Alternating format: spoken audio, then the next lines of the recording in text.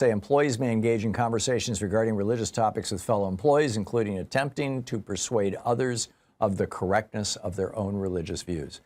Now, I have no problem with people saying, you know, hey, I'm Catholic and I love the Pope, or, you know, I'm a Buddhist and I'm a big believer in peace, or, you know, I meditate, I'm into transcendental meditation, or, you know, just kind of talking about their religion in passing, or as part of a, you know, or I have to take Saturdays off, I'm an observant Jew, or a Muslim for that matter. You know, I would have no problem with that, and I don't think most people would. But that's not what this is talking about. This is talking about evangelism. This is talking about basically harassing your fellow workers. The director of the Office of Personnel Management, OPM, his name is Scott Kupor, K-U-P-O-R. I think I'm pronouncing it right. He said in a statement, quote, "Federal employees should never have to choose between their faith and their career." Well, you know, which is a really kind of weird statement when you think about it. I mean, does that mean that if you can't, in your workplace, try to convert your fellow workers to your particular religion, that you have lost your religion? Seriously? That, you know, if somebody, and by the way, how's this going to get used? I mean, are we going to start seeing federal employees who are followers of the Church of the Flying Spaghetti Monster wearing their colanders on their heads, you know, which is the kind of, you know, what they do, to work? Are they going to have, you know, his noodly eminence on posters on the wall? What about the Satan worshipers? This is where these guys always break down, right? Because when they do stuff like this, when they talk like this, when they put into place rules like this, what there is, the evangelical Christians are going to be happy. They're going to be able to use this, and that's what we want because we're evangelical Christians, and you know, evangelical implies evangelism, which implies proselytizing, you know, all that kind of stuff.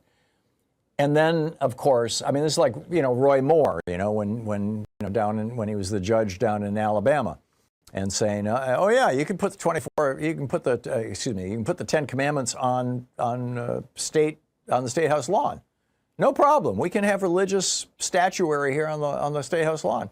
So what happens is the Church of Satan comes along and they come up with a statue of Baphomet or whatever, however you pronounce it, you know, the goat god with the horns, you know, sitting on his throne, who many interpret to be a version of Satan.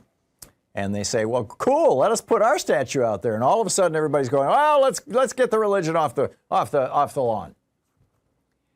And I suspect that that's the direction this is going to go.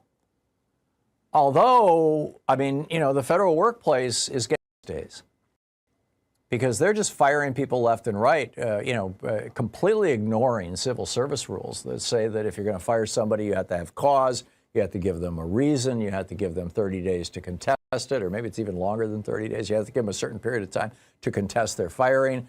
There's a board that you can go before, you know, I mean, there's a bunch of protections built into the Pendleton Civil Service Act and subsequent, you know, iterations of it. And the Trump administration is ignoring these things. They're just, you know, hey, you know, Elon Musk can fire you, Big Balls can fire you, anybody can fire you. And so I suspect that if people wanted to use, you know, the Church of Satan to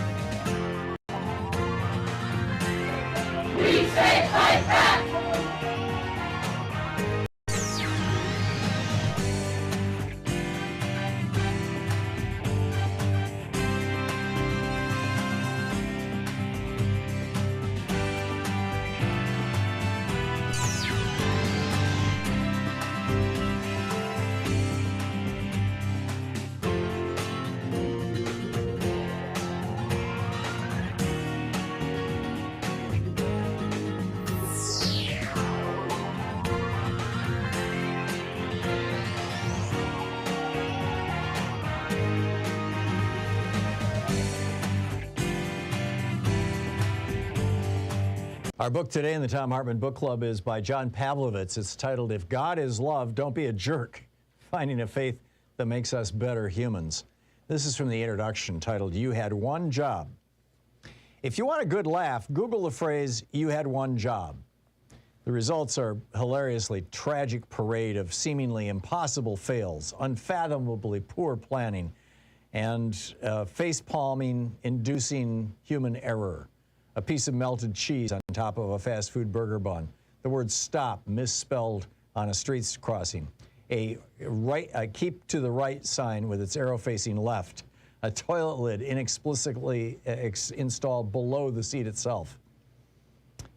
It's strange stuff. Seeing these stupefying train wrecks and task execution tends to elicit two responses, usually making you feel a little bit better about yourself while simultaneously wanting to track down the culprits in an effort to understand how they managed to neglect the primary duty assigned to them. We begin to speculate. Were they temporarily distracted? Did they not properly comprehend the instructions? Did they feel as though someone above them in the chain of command dropped the ball? Were they just plain lazy?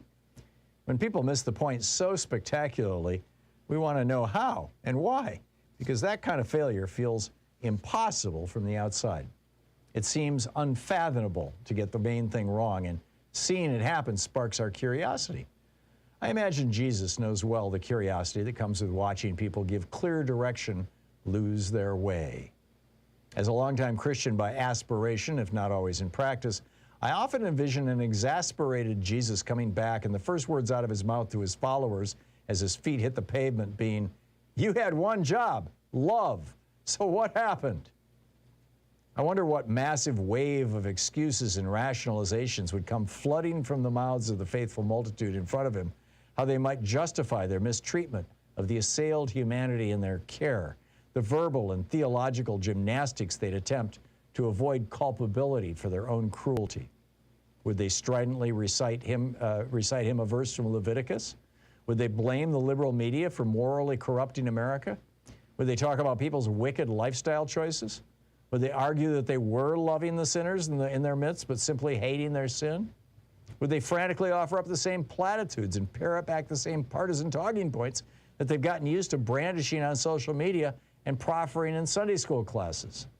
And if all else failed to convince him, would they quote Jesus to himself in a desperate Hail Mary effort to pass the buck to him for what they did or failed to do while supposedly standing up for him? And there, fully seen in the piercing gaze of the namesake of their very faith tradition, with all their justifications and excuses exhausted and only their fully exposed hearts left, would any of their responses be sufficient reasons for refusing to love? When that was the singular task and primary commandment that he left them responsible for tending to? In my less compassionate moments, I admit that I like to picture it not going well for them. I know it's far less than admirable, let alone Christ-like. But some days my heart strangely warms at the possibility of a few billion brimstone-breathing evangelists, sanctimonious conservative politicians, and plank-eyed judgmental Christian neighbors all having to explain themselves in a sanctified flop-swept moment they can't exegete or gaslight themselves out of, and they all get what they have coming to them. But my self-righteous revelry doesn't last long. The mirror calls me out as I remember what I think I know about Jesus, and that rescues me from full-blown, unabated hubris. I begin to wonder what my excuses might be, how I'd spin the enmity I manufacture here, what story I'd come up with for not doing the one task we both know compromises a disciple's job description. And if I really believe what I'm supposed to believe, are any of my judgment? If God is love, and if Jesus is the perfect expression of that love, and if I'm supposedly trying to follow that Jesus, how could I be so love impaired so frequently?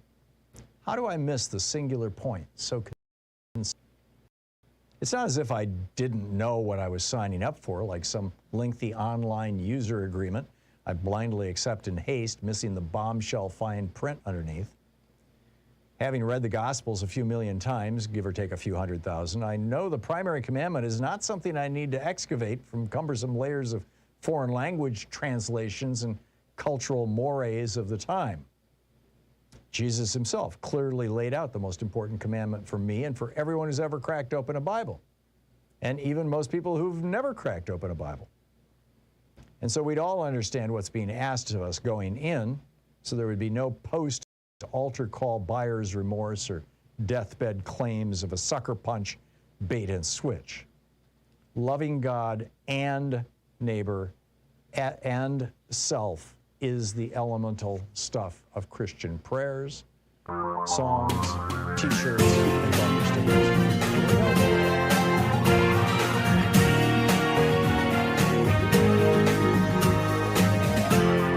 This is the Thom Hartmann Program.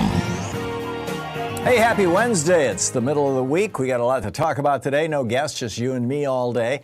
Who has the most expensive drugs in the world? It's you. If we were just, Sean and I were talking about this just a little bit ago. You know, the price of prescription medications has just been exploding in the United States.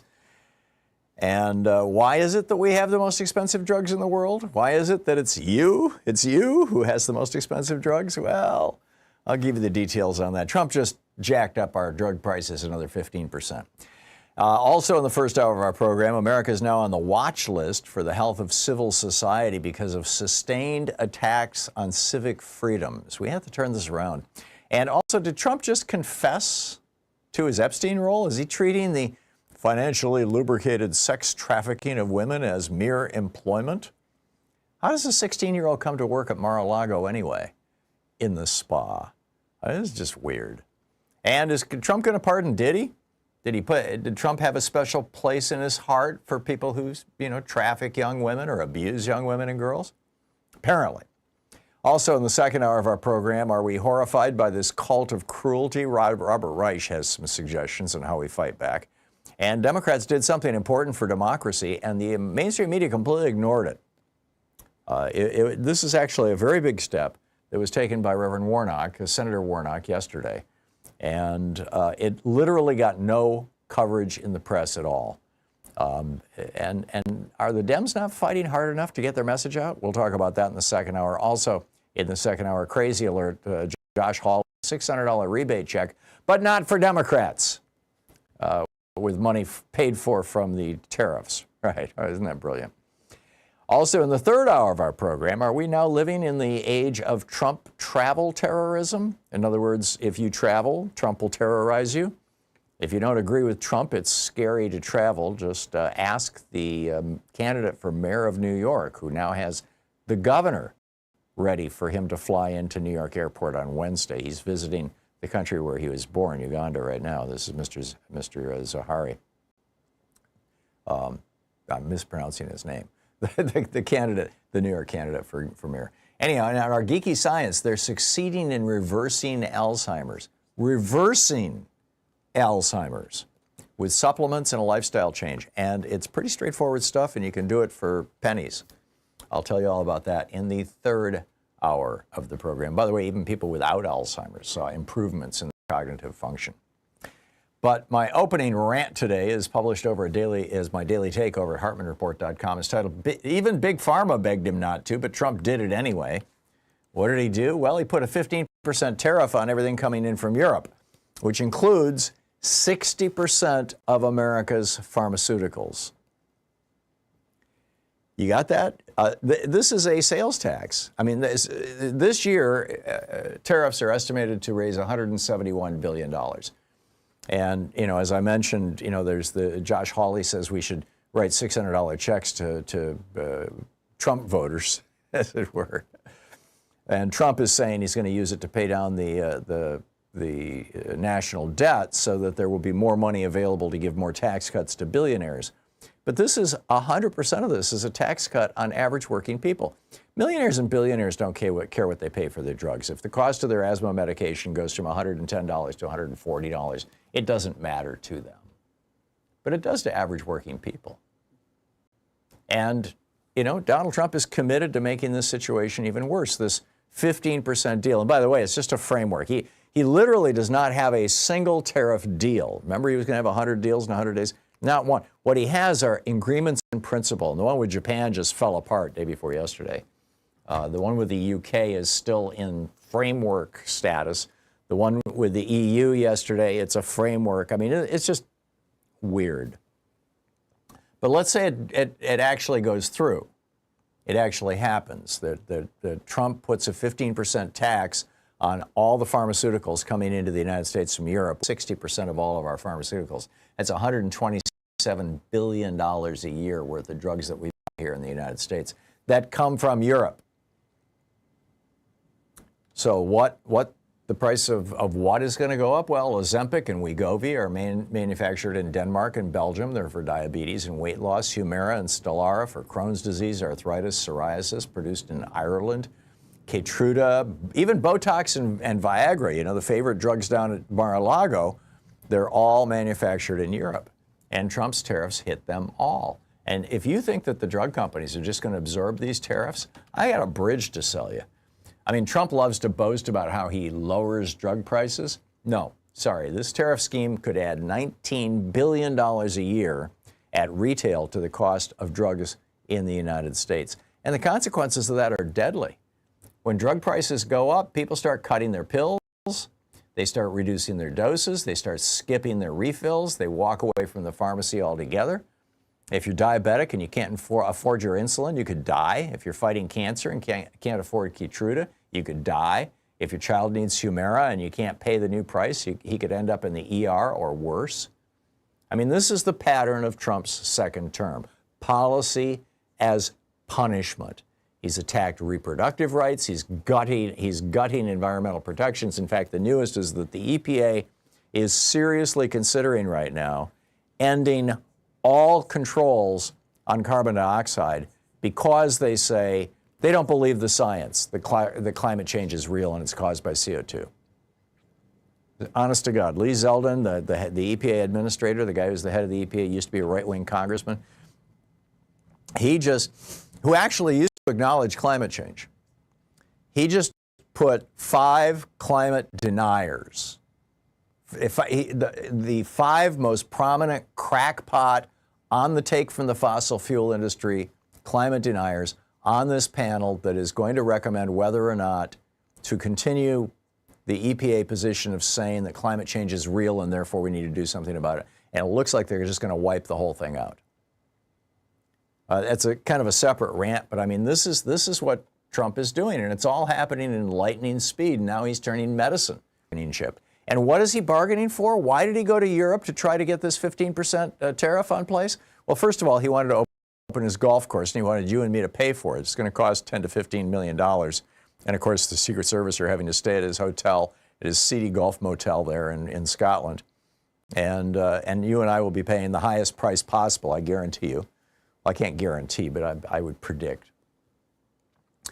But the real reason that Trump is doing these tariffs around the world, keep in mind, tariffs throughout history, first of all, only Congress can impose tariffs, and only Congress has historically imposed tariffs with the exception of Trump's first term. How is it that Trump, and that's according to the Constitution, how is it that Trump can impose tariffs? He's claiming that there's a national emergency. And when you have a state of emergency, you get extra powers when you're the president. And one of those powers is to impose tariffs in an emergency. This was so like in World War II, you know, World War I. I mean, it literally dates back to that. So he declares this phony emergency. But why is he doing this? It's not to raise money to pay for tax cuts for billionaires. I mean, that's kind of a side benefit. It's not to bring manufacturing back to the United States. Over 100,000 manufacturing jobs have left the United States since Trump became president again. Why is he doing this? Because it forces the world's leaders to come to him on bended knee. We saw this with Ursula von der Leyen day before yesterday, where she was flattering Trump. We just see world leader after world leader coming to the White House or meeting with Trump and just calling him, telling him he's wonderful, telling him how smart he is, thanking him for all the work he's doing, you know, quack, quack, quack. He's doing this in order to get praise. This guy has such a deep black hole in his heart. He's just like, it's like an empty well. He never got love as a child. In fact, he was rejected by his parents. And he believes that praise is the same thing as love. When a crowd applauds, he feels loved. This is how he feels loved. And we're the victims of it. You pay more at the pharmacy. You pay more in premiums and taxes. You get fewer options and longer waits for new therapies. And Trump, he gets the love of the world's leaders who have to grovel in front of him, whether it's Keir Starmer or Ursula von der Leyen or, fill in the blank, right? There's just been an unending stream of them. And Trump calls that America first. We should call it what it is, America last, with Trump and his big business buddies first. So now is the time to fight back. Call your representatives, 202-224-3121, and tell them to start blocking these tariffs. Congress has the authority to impose tariffs exclusively. Tell them to stop Trump's declaration of emergency, to fight it, and take back their damn power. And then demand a national health care system so that our government can actually negotiate decent drug prices. In addition to the tariffs, or even without the tariffs, we pay the highest drug prices in the world. That's nuts. If we stay silent, the next obituary could be someone you love or even you. So get on it. We'll be right back. This is the Thom Hartmann Program. Back with more of the news of the day and your calls in just a moment. Stay with us.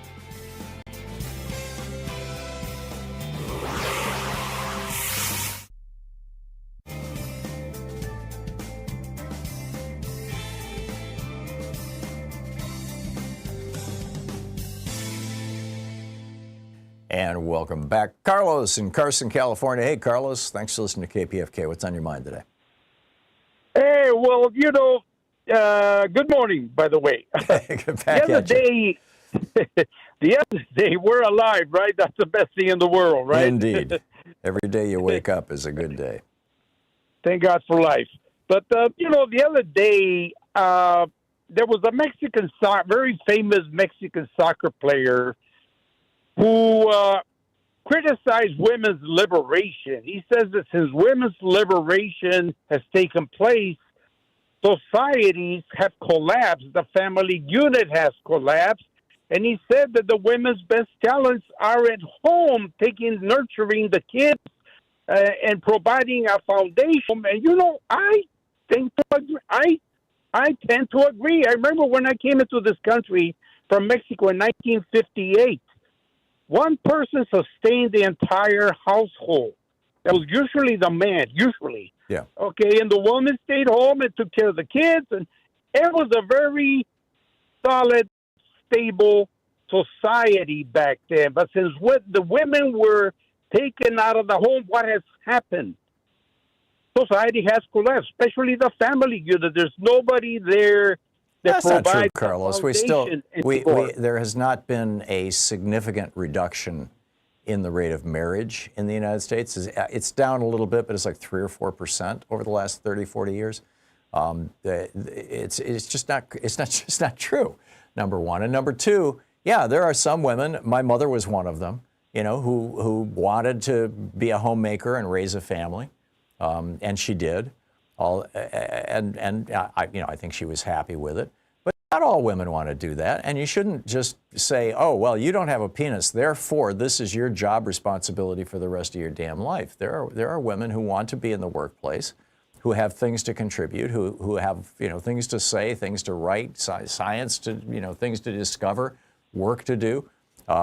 Leadership skills, the ability to, look at Nancy Pelosi running Congress. She's probably the most effective Speaker of the House in my lifetime. We should not say, hey, just because you're lacking a penis doesn't mean you can't do this stuff. I mean, that's absurd. Nowadays, when you come home, in the old days, there used to be the table was set for dinner. Families used to eat together, men and women, and there was a lot of stability. Now you come home from work, none of the parents are home because they're busy working. I don't know. Maybe you're describing your family, Carlos, but I know a lot of people where both people work, and I'm by the way, I'm a fan of a family being able to be supported by a single family. Ronald Reagan wasn't, of course. The Republicans ended that. when we had 60, 65, 67% of Americans had either a union job or the equivalent of it, 2/3 of Americans had a single breadwinner. That's no longer the case. I mean, we just have to acknowledge that. But there's a lot of families where both people work and they make dinner together, or one or the other of them makes dinner. My family is one of them. I work and Louise works. I mean, she works on this show, but we together. Come on, Carlos. You're either you're buying some propaganda or you're living in a weird world. I don't get it. But thanks for the call. Good talking to you. It's 20 minutes past the hour. I'll be back with you in 60 seconds. Stay tuned.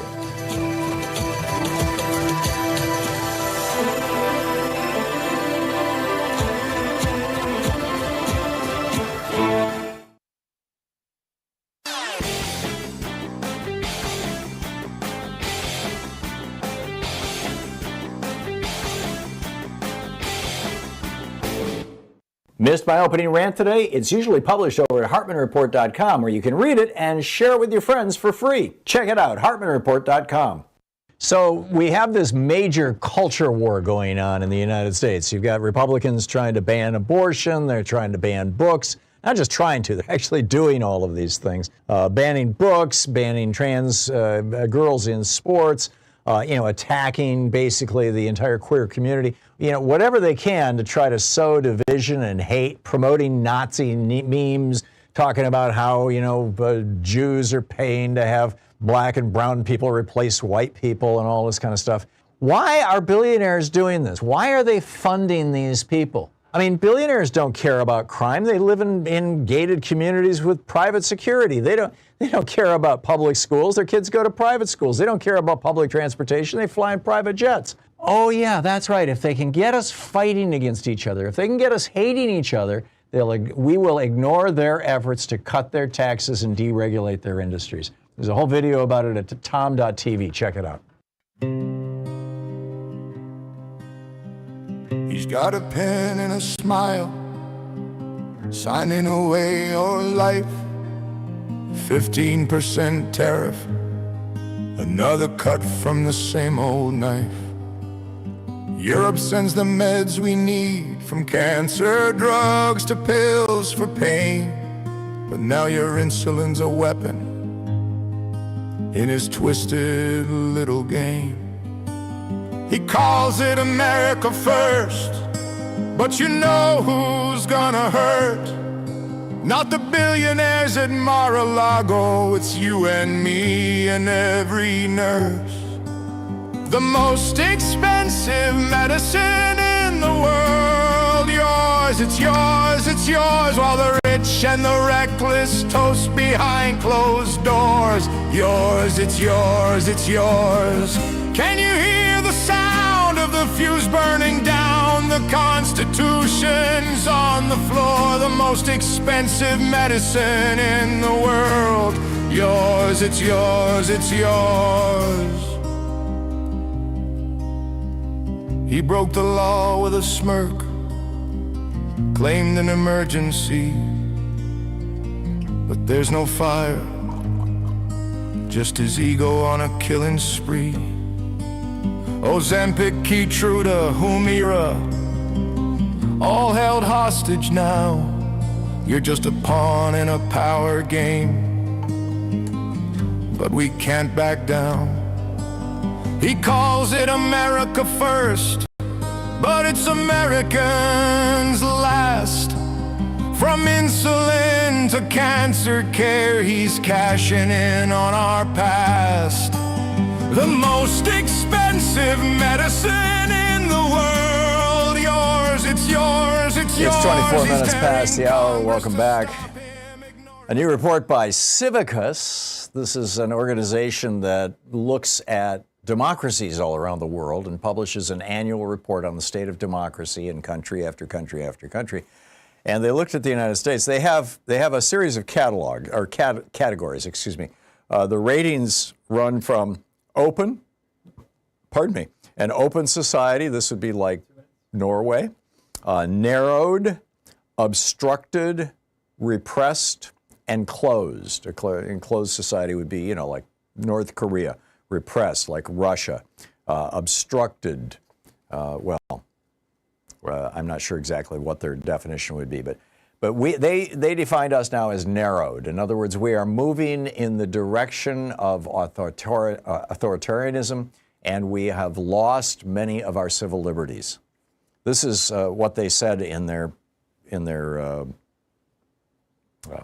what would you call it? Press release, I guess. With regard to the media, countries with a narrowed rating allow media to disseminate a wide range of information, although the state undermines complete press freedom, either through strict regulation or by exerting political pressure on media owners. The United States appears to be sliding deeper into the quicksands of authoritarianism. Peaceful protests are confronted with military force. Critics are treated as criminals. Journalists are targeted, and support for civil society and international cooperation have been cut back. 6 months into Donald Trump's second term, a bizarre assault on fundamental freedoms and constitutional safeguards has become the new normal. I'm telling you, we cannot wait until November of 2026. It may be way too late back then. Did you notice Donald Trump issued an executive order last week saying that the government going forward can lock anybody up in a loony bin, in a mental hospital, if they decide that that person is dangerous or a threat or mentally ill? They sold it as, oh, we're going to take care of the homeless people. Well, you know what they call democratic socialists in Russia? Mentally ill. You know where they end up? In the mental hospitals. Hitler did this. Mussolini did this. Putin's doing it. What's next? I mean, you know, now he's got every general in the military has to go to Donald Trump for an in-person interview to determine if they will kiss his feet too. So that what? When the horrible order comes, hey, it's time to start rounding up those mentally ill Americans. We call them Democrats. I mean, am I like just way off in woo-woo land here? What do you say? You're listening to the Thom Hartmann Program. Call 202-808-9925. Meanwhile, more Donald Trump and abusing women news. I'll share that with you, and I'll pick up your calls after the break.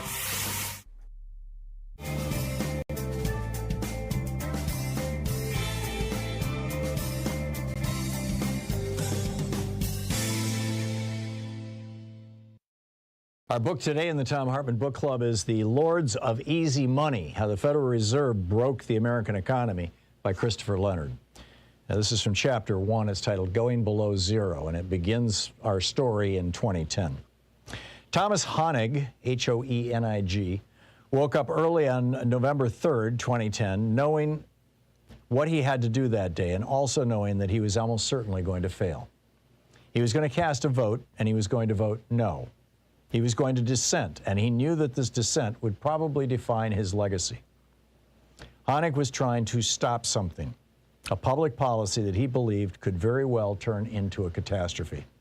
He believed it was his duty to do so, but the wheels were already turning to make this policy a reality, and the wheels were far more powerful than he was. The wheels were powered by the big banks on Wall Street, the stock market, and the leadership of America's Federal Reserve Bank. Everyone knew that Hoenig was going to lose that day, but he was going to vote no anyway. Hoenig was 64 years old, and he was the president of the Federal Reserve Bank of Kansas City, a position that gave him extraordinary power over America's economic affairs. He was in Washington that morning because he sat on the Federal Reserve's powerful policymaking committee, which met every 6 weeks to effectively determine the value and quantity of American money. Most people in America don't think very much about money, meaning the actual currency, that thing we call the dollar. The word dollar is, in fact, a slang term for American currency, which is actually called a Federal Reserve note. People spend Federal Reserve notes every day if they're lucky enough to have them, but they rarely think about the complex, largely invisible system that makes money appear out of thin air. This system is the U.S. Federal Reserve System. The Fed, America's central bank, is the only institution on earth that can create U.S. dollars at will. Because he was a senior official at the Federal Reserve, Thomas Hoenig had to think about money all the time. He thought about it in the same way that a very stressed-out building superintendent might think about plumbing and heating. Hoenig had to think about money as a system to be managed and to be managed just right. When you ran the system that created money, you had to do your job carefully, with prudence and integrity, or else terrible things might happen. The building might flood or catch fire. This is why Honig felt so much pressure when he woke up that November morning in Washington, D.C. He was staying at a very nice hotel called the Fairmont, where he always stayed when he traveled from his home in Kansas City to the nation's capital. Honig was in town for the regular meeting of the Federal Open Market Committee, or FOMC for short. When the committee met in Washington, its members voted and set the course of the Fed's actions. There were 12 members on the committee, which was run by the powerful chairman of the Federal Reserve. For a year now, Honig had been voting no. If he tallied his votes during 2010, they would read no, no, no, no, no, and no. His dissents had become expected, but they were also startling if you consider Thom Honig's character. He wasn't by nature anything close to a dissident. He was a rule follower. He was born and raised in a small town where he started working at the family plumbing shop before he was 10 years old. He served as an artilleryman in Vietnam, and when he came home, he didn't protest against the war. Instead, he studied economics and banking at Iowa State, earning a PhD. His first job out of school was as an economist with the Federal Reserve Regional Bank in Kansas City in the supervision department. At the Fed, he went from being a rule follower to being a rule enforcer. Honig rose through the ranks to become president of the Kansas City Fed in 1991. This was the job he still held in 2010. His responsibilities as one of 12 regional Fed bank presidents illuminate the structure of America's money system. The Federal Reserve is like any other in the world. It is a crazy genetic mashup of different animals, part private bank and part government agency. People talk about the Fed as if it were a bank, but it is really a network of regional banks, all controlled by a central office in Washington, D.C. Honig had all the fiery disposition that one might expect from a regional Fed president, which is to say none at all. He was soft-spoken, civil, wore cufflinks and pinstripe suits, and spent his days talking about things like capital requirements and interest rates.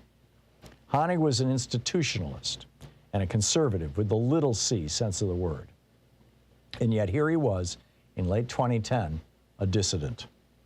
After he woke up in his hotel room, Honig had some time alone before the big day started. He gathered his thoughts. He shaved, put on a suit, knotted his tie, and gathered his papers. If he had any doubts about what he was going to do that day, he didn't advertise them. He had spent months, years, even decades preparing for this action. This vote would reflect everything he'd learned during his career at the Fed. He was trying to apply what he knew to help the Federal Reserve navigate through extraordinary times. The American financial system had broken in late 2008 after the investment bank Lehman Brothers collapsed. That moment marked a threshold for people like Thom Honig. Economists and central bankers described the ensuing panic as the global financial crisis, eventually bestowing the moment with its own biblical label, the GFC. The world of central banking was neatly divided into two eras. There was the world pre-GFC and the world post-GFC. The GFC itself was apocalyptic. The entire financial system experienced a total collapse that risked creating another Great Depression. The book, The Lords of Easy Money by Christopher Leonard, the subtitle, How the Federal Reserve Broke the American Economy.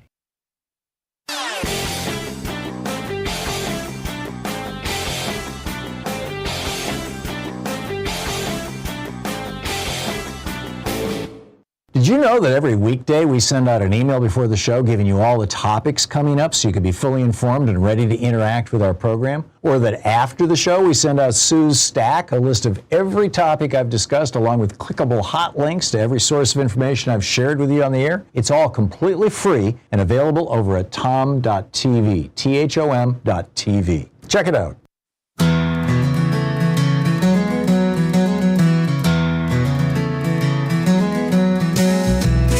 Steps up, the cameras roll, he points and lays the blame, says the press is out to get him, playing a rigged game. Fake news, they twist the facts, they're enemies of me, but silencing the truth is how you kill democracy. Donald Trump is crushing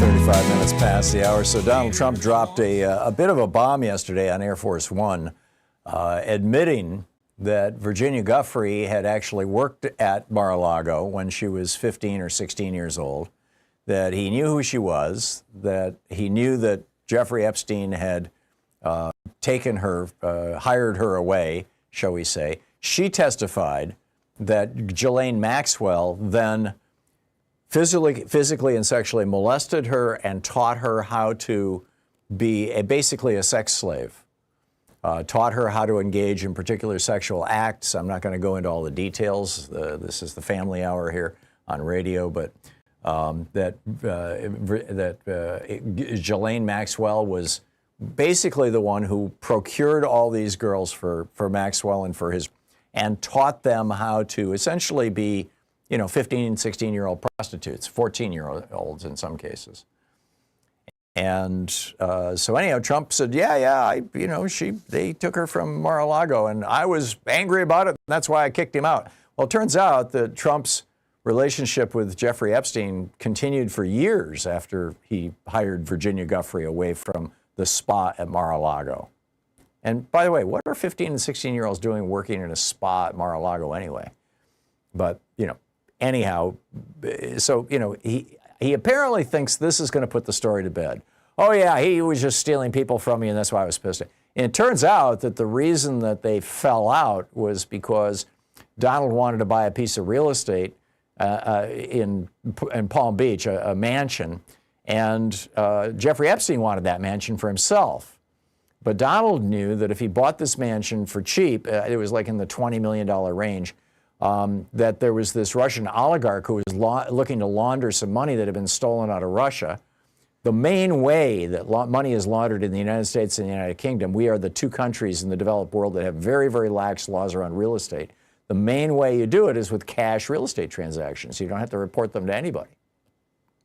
And so this billionaire oligarch gives Donald Trump, $50-some-odd million for this $20 million property just weeks after he'd bought it or months after he'd bought it. And Jeffrey Epstein is stuck without the house he wanted, and he was pissed. And that apparently is when it fell apart. And that was years after Virginia Giuffre was hired away from Donald Trump. But Trump thinks this is the story that's going to put it to bed. If you believe that, I got a bridge to say. I got to come up with a new cliche. But anyway, also reports are that Donald Trump is seriously considering a pardon for Diddy. Why? Well, because Sean Combs is, was accused of abusing women. That is not a crime in Donald Trump's book. That's an accomplishment. So, oh God, is he really going to go there, do you think? And what will it do with his base? I mean, we'll see, won't we? All right, so what's on your mind today? Tom in Ashbury Park, New Jersey. Hey, Tom, what's up? Hi, how you doing? Fine. I think at this point in time, this is all the Supreme Court in a Federalist society, and nobody talks really in the news. I watch a lot online, but in the news about what the Supreme Court is actually doing and has been doing, and they're slowly eroding away everything on purpose, and nobody is doing anything to stop them if it's even possible for that to be. Well, that's the kicker. Is it possible? Yeah. Because, but yeah, keep going. Yeah, I interrupted your thought. I'm sorry, Tom. No, that's okay. I'm old. I forget in the middle of the sentence anyway. I do. But I find this whole thing terrifying in what's actually going on, and people don't seem to understand it, but the news doesn't talk about it. Right. And last night I saw on Steve Schmidt, who I like, he posted a video that the right wing is posting about arming Christians to get the infidel. Yeah. I mean, it's sick. And what's the issue with Epstein? I mean, this guy is a criminal. We know Trump was there, and I think those are the tapes that Putin has. By the way, it's not PTs. And why isn't somebody going against the Federalist Society? You can't go against the Supreme Court because this is really cruel. Well, there's no mechanism for doing it. The only agency that has power over the Supreme Court right now is Congress. Article 3, Section 2 of the Constitution says that Congress has to operate within the context of regulations and exceptions that are defined by Congress. And Congress has, throughout the years, often regulated the Supreme Court, or even just threatened to. FDR just threatened that in 1936. And in 37, what did they do? They went along with him. Justice Owen Roberts, as I recall, switched his vote. It was called the switch in time that saved 9. And so, he didn't have to expand the court. But the bottom line is that this is Congress's job. And right now, Congress is controlled by Republicans. And these Republicans are all controlled by Donald Trump and his billionaire buddies, because the Supreme Court has said that money is the same thing as speech and corporations are people. So all that money can be used to defeat anybody who goes against Trump. I mean, this is when Citizens United happened in the fall of 2010. And I remember it so well. I read the dissents here on the air, the next morning. I was just so shocked by the ferocity of John Paul Stevens' dissent, because he called out. He said, this is going to cause Americans to lose faith in their democracy, which has happened. He said this is going to cause the executive to seize power, which has happened. He said this is going to strip power from Congress. This is the beginning of the end of our democracy, essentially. I mean, it's really worth reading John Paul Stevens' dissent in Citizens United. It's shocking, and he was so right. And we've got to fix this. And you've got the For the People Act would have largely solved this problem. But Kyrsten Sinema and Joe Manchin took bribes, presumably from big bankers and big oil. I don't know who, but clearly they were paid off, and they stabbed the entire friggin' country in the back and brought us Donald Trump. And here we are. Tom, I got to run, but final point. Wait, I got one more. Yeah. Yeah. If the Citizens United, if corporations are people too, aren't people restricted to $3,000 a year of a donation? Yes, you and I are. So why aren't they? They're people too. They're a corporation that is now a person. Well, here's the way they get around that. You and I are not restricted from giving millions of dollars to a super PAC or a PAC. So, and those were created by the Citizens United decision and the McCutcheon decision 3 years later. The whole idea of PACs and then super PACs. And now you've got these leadership PACs where the guy takes the money, the PAC takes all the money, and then if he leaves office or she leaves office, they get to keep that money. So everybody's doing leadership PACs now. But this was all created by 5, or most recently 6, but I believe in each case it was 5 Republicans on the U.S. Supreme Court, starting back in 1978 when Lewis Powell wrote the First National Bank of Boston versus Bellotti decision, claiming that not only was money speech, but corporations were persons. So, and I realize some of that goes back to 1886. I wrote a whole book about it called Unequal Protection. But the real stuff has been happening in the last 40 years, 50 years. And it's kneecapped our democracy. Tom, thank you. You really put your finger on it. It was a great call. Thank you. Wendell in Columbus, Ohio. Hey, Wendell, what's on your mind today? Hey, Tom, how you doing? Fine. What's up? Hey, I called, probably like last week. I'm calling from Ohio. I called about the going back to paper ballots and default and all that here in Ohio. But anyway, the reason why I called Sergio on again today, and we were kind of talking about healthcare and stuff like that. I worked in healthcare for 20-some years, and I really wonder if this is kind of resonating with, outlying hospitals and what they're going to do as far as cutbacks and all that, and how that's going to impact, people across the nation and everything. Well, what do you mean specifically? What? Well, I mean, healthcare has always been kind of,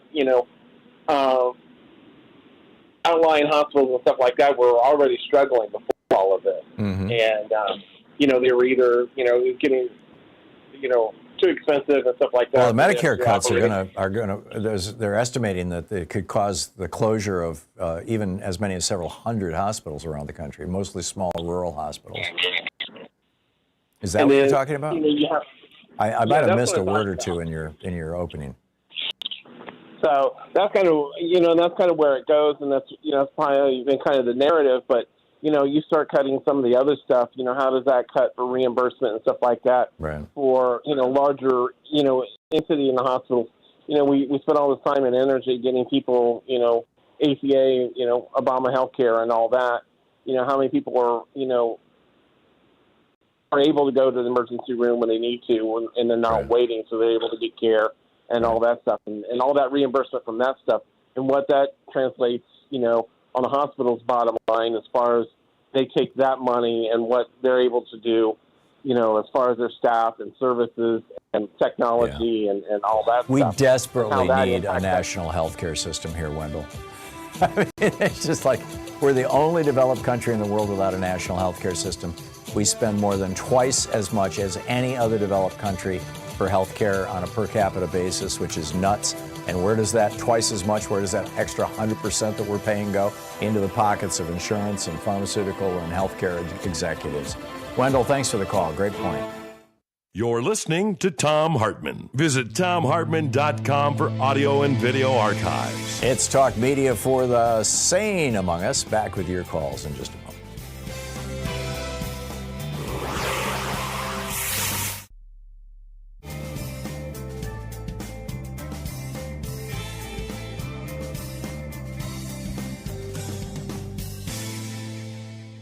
And welcome back, Gail in Fox Island, Washington. Hey, Gail, what's up?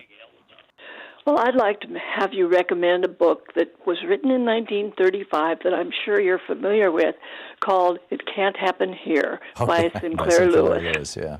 In fact, I reached out, this was back in the late 90s, early 2000s.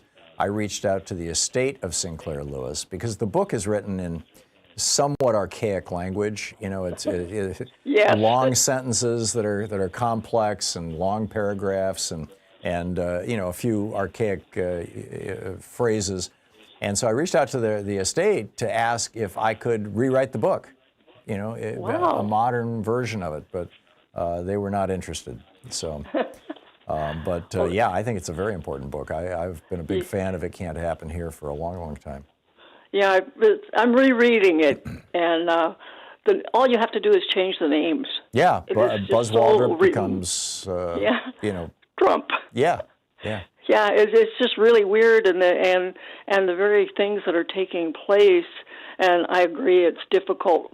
In some ways, it's difficult for a 21st century reader to capture it all, since it's a dystopian satire. Yeah. With the language and the historic references, etc., to the era of 1935. But if you kind of get through that clutter, it's just amazing, and I'm enjoying rereading it. It truly is. I mean, including the part about fleeing to Canada. Absolutely. The newspaper publisher. I believe it was Sinclair Lewis who said, and I don't think it's in the book, I think it was a separate quote, that when fascism comes to America, it will be wrapped in the flag and carrying a cross, or words to that effect. Am I remembering that? I believe that's correct. I haven't quite finished, so that may be in the last chapter. Yeah, I think it was a separate quote that he said, and it might not have been Sinclair Lewis. I might be misremembering. I mean, it's been decades. In fact, I think I reread it in the 90s when I reached out to the estate, but the first time I read that book was in high school. I mean, it was required reading, in fact. It's been probably 40 years since I read it, at least now. Well, there you go. Well, we need to bring it back. Gail, thank you. Thanks for the call. It was a great suggestion. Thank you. Karen in Los Angeles. Hey, Karen, what's up?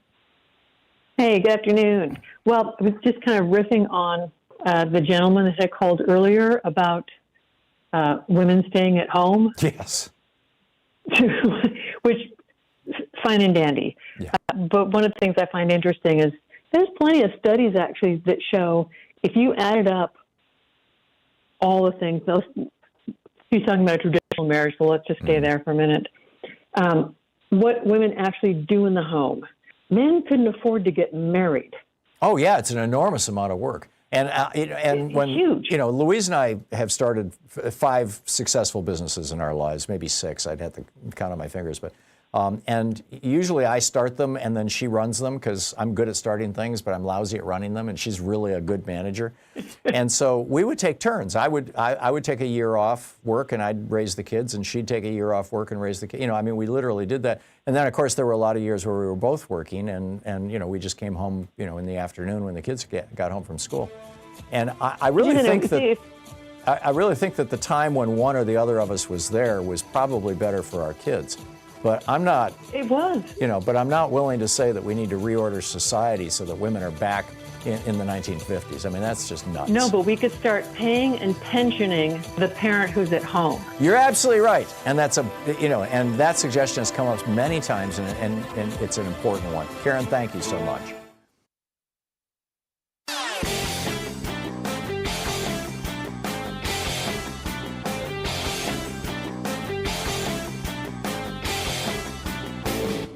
Our daily song is now available on Spotify, Apple Music, Amazon Music, YouTube Music, Pandora, Tidal, Deezer, iHeartRadio, and a whole bunch of other platforms. Just look for songs by Louise and Thom Hartmann. Check it out. It's the Great Revenge. Trump's Orwellian America is taking shape. The key to it was this insane executive order titled Ending the Weaponization of the Federal Government. And basically what it does is it sets up the weaponization of the federal government. It proclaims that the Biden administration was, using the Justice Department to go after Trump people and Republicans, and it does it in a way that basically rationalizes they're doing the same thing.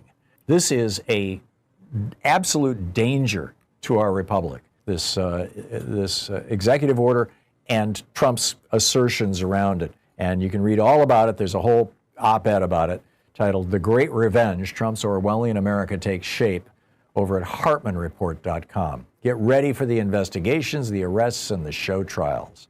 HartmannReport.com. Check it out.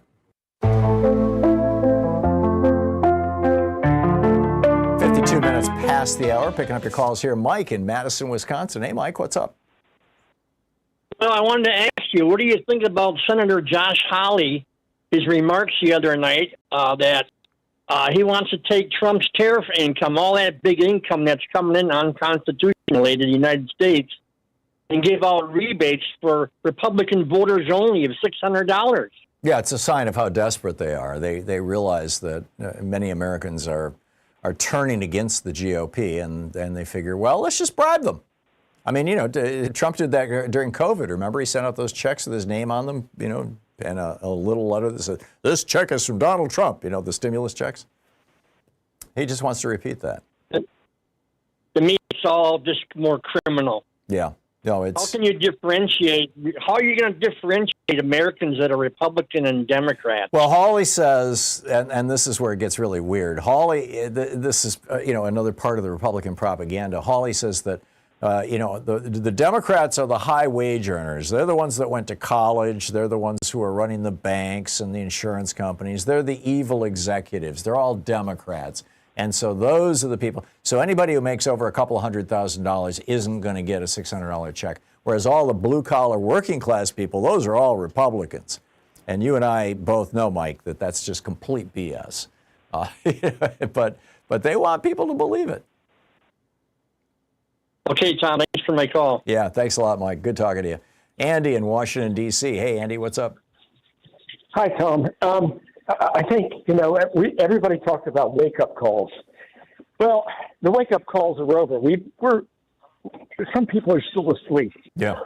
We have to acknowledge that we are completely helpless against anything that Trump wants to do. Completely. We're not completely helpless. And the reason I say that is this.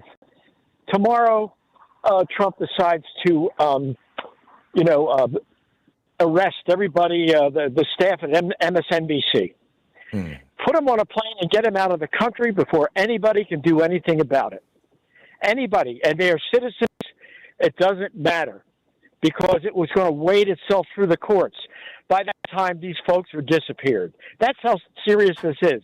What does the word Gestapo mean? You probably know. Well, it translates literally in German. It means the state secret police or the secret police of the state. That's literally what Gestapo means. So you tell me what would stop what I just said, that scenario, from happening? I get it, and I'm very concerned that sometime in the next couple of years we might be getting there. I really do. And now that he's got this executive order saying that he can involuntarily stick anybody in a mental hospital, that you don't even have to commit a crime anymore. You just have to be, he just has to decide that you're mentally ill. And who is, what was it? Mark Levin, I think, wrote a book titled Liberalism is a Mental Illness. Yeah, I want to mention one more thing, Tom. Yeah. Last time, the 2020 election, Donald Trump wanted the military to confiscate voting machines. Do you think he's putting people in place now that will do that in 26 when it comes to those elections coming up? Yeah. Yeah, I do. I think they're going to do, in fact, they already are doing everything they can to pre-rig the 2026 elections. And Mark Elias has been all over this thing with Democracy Docket. If you don't subscribe to Democracy Docket, get it. And Greg Palast has been writing about it as well. In the future, we're going to need some martyrs. We're going to need some martyrs, Tom. People that are willing to go to jail, willing to have a cause that's that serious. I think that there are serious lessons to be drawn from the civil rights movement, and there were not necessarily martyrship like dying, like Martin Luther King did, but like John Lewis getting beaten up and things like that. I get it. I totally get it. And frankly, sadly, I'm not seeing it. And when you look at the history of countries that have lost their democracies, I was in the Philippines when Ferdinand Marcos fled. I saw what it was like under him. I've been and worked in other countries that are run by dictators, some of which were once democracies. And typically, the dictators get away with it. I mean, it's very rare. It took 17 years to evict Pinochet. In Spain, Franco didn't get kicked out until he died in, 75, 76, I think, 75. Once they get their claws into your country, it can be damn hard to get them out. And that's why we've got to be working right now to stop Trump. Andy, thank you. Thank you very much. We'll be right back. You're listening to Thom Hartmann.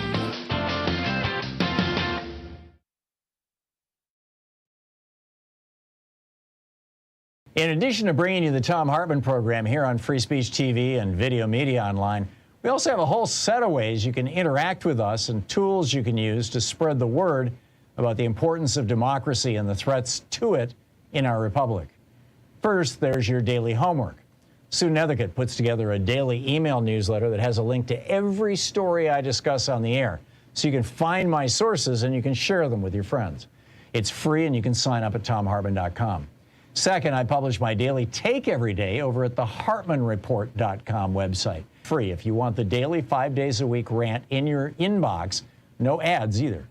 Third, we have the podcasts. There's the free 1-hour version of our daily show that's advertising supported. You can find that wherever you get your podcasts normally.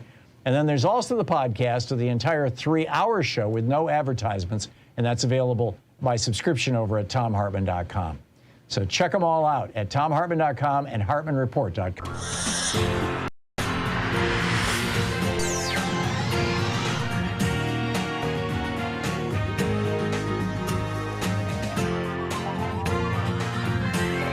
We say fight back!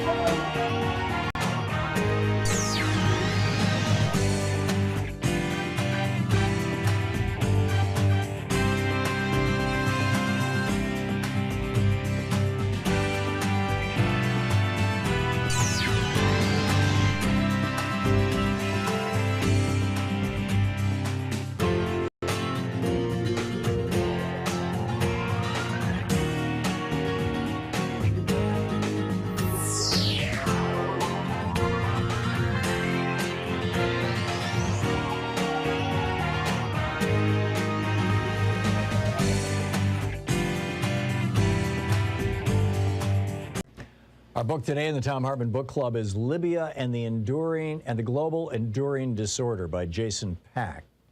And this is from the preface titled Welcome to the Enduring Disorder. Today's international system is like a ship adrift during a pandemic. With the captain lost to the virus and the most capable and conscientious members of the crew self-isolating in their cabins, the deck is now teeming with contagious megalomaniacs. Rather than collaborate, each thinks he knows how to steer the ship better than the admirals. As the winds pick up, a fight breaks out among those scrambling to infiltrate the bridge. When the winners emerge from this melee and they reach the captain's chair, Some choose to deliberately steer into the choppiest waters, each clutching the steering wheel until a competitor bursts in behind them and ejects them from the hot seat. As the vessel craters from stem to stern, those with fainter constitutions or a greater respect for the competency hierarchy have simply chosen to retire to their cabins. Will the crew eventually reemerge from their quarters to put the technocrats back in charge? Might the most reckless passenger subjugate the others, lock the convalescent crew members in their quarters, and emerge as the new de facto captain? Or should some sort of self-sustaining equilibrium have been reached with the vessel zigging and zagging indefinitely, neither capsizing nor reaching port? From my vantage point, watching U.S. policy toward Libya veer this way and that over the years, the events of the spring and summer of 2019 stood out as a high watermark of chaos and contradiction, with a multiplicity of relevant actors vying for prominence. They were also representative, in microcosm, of larger global trends. Witnessing them led me to question my assumptions about the West's future role in the world and the fundamental principles underpinning the international system. It was dawning on me that the contemporary ship of state had become permanently unmoored, careening back and forth due to contradictory decisions undertaken by ill-coordinated power centers. Plato envisioned such a scenario in The Republic. He warned that true democracy would lead to populism. Contempt for experts would ensue, eventually culminating in short-sighted and reversal-prone approaches to policy formation. He also warned that once this point was reached, it would be nearly impossible to put the genie back in the bottle. Over the past few years, my day-to-day experience of the foreign policy-making process in Washington, London, and Tunis, and the resulting outcomes in Libya, seem to be embodying Plato's forecasts. In keeping with this observation, this book proposes that the international system has exited the post-Cold War period with its well-established features and dynamics and entered a new historical epoch termed the enduring disorder. This new historical period, which remains under-researched, is characterized by its own structures, trends, and interactions. They are not scientific laws that can be definitely discovered through experimentation, but rather patterns and trend lines that may be intuited from lived experience. My main contentions about our historical moment are interrelated. One, that the international system's interaction with Libya is an ideal arena to describe the key features of this new historical era, but that study of the Syrian, Yemeni, Venezuelan, or Ukrainian microcosms would likely work as well. And two, that the enduring disorder will long outlast the specific sequence of events set in motion by former American President Donald Trump or any given Libyan warlord. My analysis is that their emergence on the world stage was merely symptomatic of the enduring disorder, not its root cause. Actually, it is the enduring disorder that has given rise to Trump, Brexit, and the unique trajectories of state implosion that have befallen Libya, Yemen, and Syria. On the ground in Libya in May of 2019, the latest round of civil war had settled into an uneasy stalemate. Economic activity was stymied. The water and electricity grids were periodically shut down by the combatants. Civilian casualties mounted, and international peacemaking efforts had ground to a halt. The previously bustling southern suburbs of Tripoli were now crisscrossed by the ebb and flow of tanks and technicals. A parallel war of maneuver was also unfolding on the banks of the Potomac. The allies of President Trump sought to outflank the permanent institutions of the U.S. government in the tussle to shape American policy toward Libya's perpetual conflict. This was yet another skirmish between familiar adversaries. In the prior battles between Team Trump and U.S. institutions that set various aspects of Russia, Ukraine, and the Middle Eastern policy, each side had already demonstrated its unique strengths and weaknesses.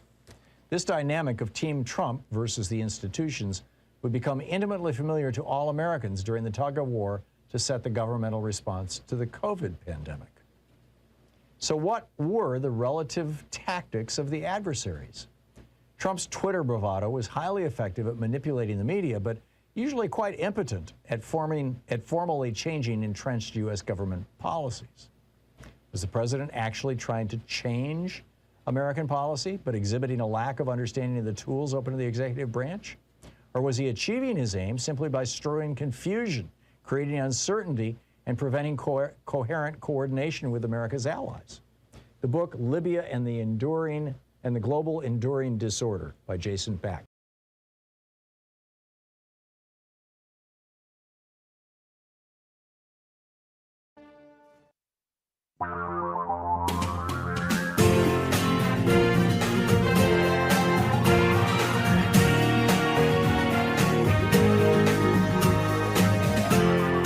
This is the Thom Hartmann Program.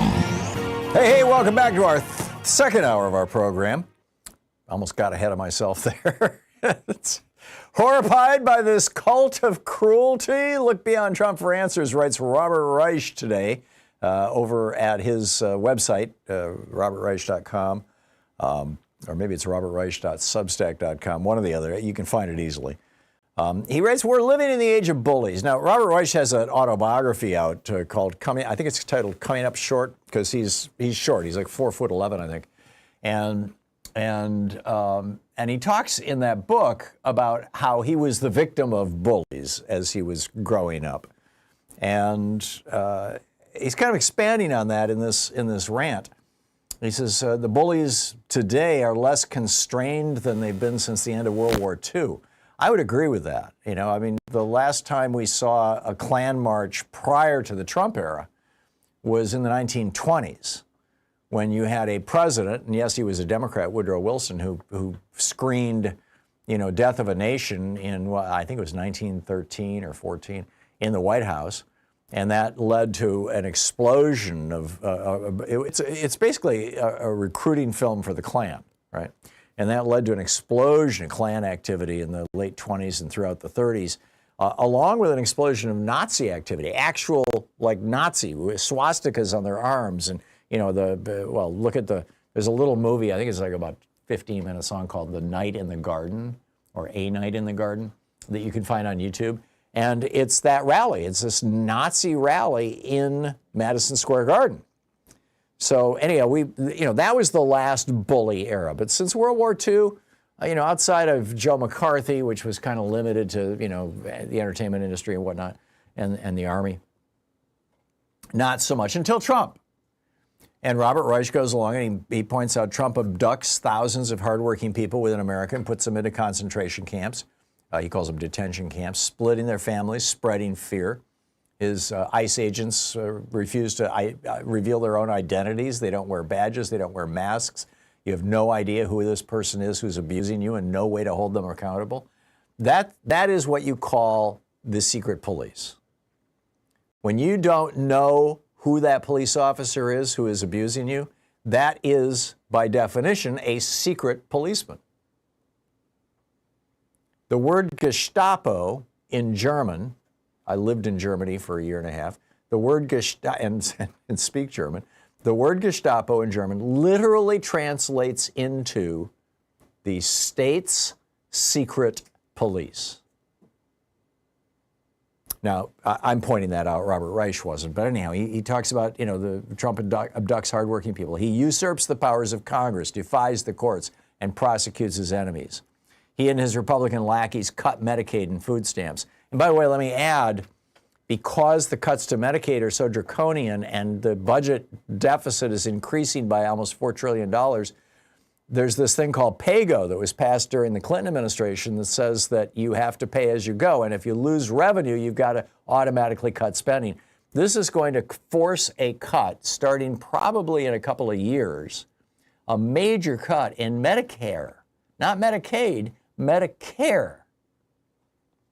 So anyhow, that's happening. He says hate mongers on right-wing television and social media fuel bigotry against trans people, immigrants, Muslims, people of color, the queer community. Powerful men such as Trump sexually harass, abuse, and rape women. Some of the abused are children. Powerful male politicians make it impossible for women to obtain abortions. CEO rake in record profits and compensation while giving workers meager wages and firing them for unionizing. Billionaires make large campaign contributions, legalize bribes so lawmakers will cut their taxes and repeal environmental and safety regulations. He says each of these efforts are actually bullying tactics, bullying the rest of us. I mean, this isn't what most Americans want. And that each time they get away with this bullying behavior, it not only encourages them, but it also undermines the norms, the social and cultural and political norms of civility. And he said, if the bullying is not contained, the fabric of society begins to unwind. And that's what we're seeing right now. And Reich points out that this is not new throughout history. Civilization is the opposite of brutality. A civil society doesn't allow the strong to bully the weak. But here we are. So what do we do? How do we live moral lives in this age of bullies, asks Robert Reich. And he has kind of a 7-point plan here. He says, we do everything we can to stop the brutality, to hold the powerful accountable and protect the vulnerable. Putin and Netanyahu are war criminals. Trump is a dictator. He must be deposed. Right-wing politicians who encourage white Christian nationalism must be condemned and voted out of office. Powerful men who sexually harass or abuse women or children must be prosecuted. Women must be given full control over their bodies, including access to safe abortions. Police who kill innocent people of color must be brought to justice. Immigration agents must be prohibited from abducting people off the streets or from their homes or courthouses or places of work. CEOs who treat their employees like manure must be exposed and penalized. Billionaires who bribe lawmakers to cut their taxes or exempt them from regulations must be sanctioned, as should the lawmakers who accept such bribes. And he said, this isn't a matter of left or right. It's a matter of what is right. What is the right thing to do? And I think, it's just an absolutely brilliant analysis by Robert Reich, and he's spot on. So how do we do this? We have to provide our Democratic politicians and the occasional persuadable Republican, Lisa Murkowski, Susan Collins, maybe, we have to provide them with a spine. We have to let them know that we have their backs. We have to be the ones to tell them, we will help you out. Don't worry. Don't be afraid. We have to be the ones who will, vote good and decent people into office. We have to be the ones who will stop this. Because he's got the courts. I mean, he got Emil Bove on the Third Circuit Court of Appeals yesterday. The guy who told the Justice Department to tell federal judges to F you, right? This guy is now an appeals court justice and, in the catbird seat for an appointment to the U.S. Supreme Court. It's mind-boggling. And the Republicans would not even allow the testimony of the whistleblowers who had actual evidence, like text messages and emails, actual evidence of Bove committing these crimes. Or at least crimes against democracy. I don't know specifically if it's illegal to tell people not to go along with a federal judge, but it seems like it should be if it's not. At the very least, I think it would be a criminal conspiracy, don't you? So, yeah, Robert Reich nailed it. Meanwhile, an amazing thing happened in the Senate that you did not hear about because it never made the press. Literally not a single media outlet even mentioned this. And that is that Senator and Reverend Warnock, Raphael Warnock, reintroduced the John Lewis Voting Rights Advancement Act in the Senate. This is a bill that would outlaw gerrymandering. This is a bill that says you have a right to vote. Right now, the landscape is so weird. The Supreme Court has ruled that you have a right to own a gun, but they've also ruled that you don't have a right to vote. Congress can overrule the Supreme Court, of course. And therefore, because of the way things are right now, if the state of Georgia wants to take away your gun, they've got to go before a judge and prove that, there's a reasonable cause to take away your gun. But if they want to take away your vote, they don't even have to tell you. They just do it. And they're doing it en masse. They're doing it hundreds of thousands of people at a time. Rafson Purger is purging as fast as he can. This bill would end that. It would end caging. And therefore, of course, Republicans are totally opposed to it. But this is, as he points out, voting rights are preservative of all other rights. It's what Thomas Paine said. take away a man's vote and you reduce him to slavery. Was I'm pretty sure verbatim quote from Thomas Paine. He called it the vote, the beating heart of democracy. And Republicans have been putting their hands around that beating heart and squeezing it harder and harder and harder until it's just faintly beating now, trying to destroy our democracy.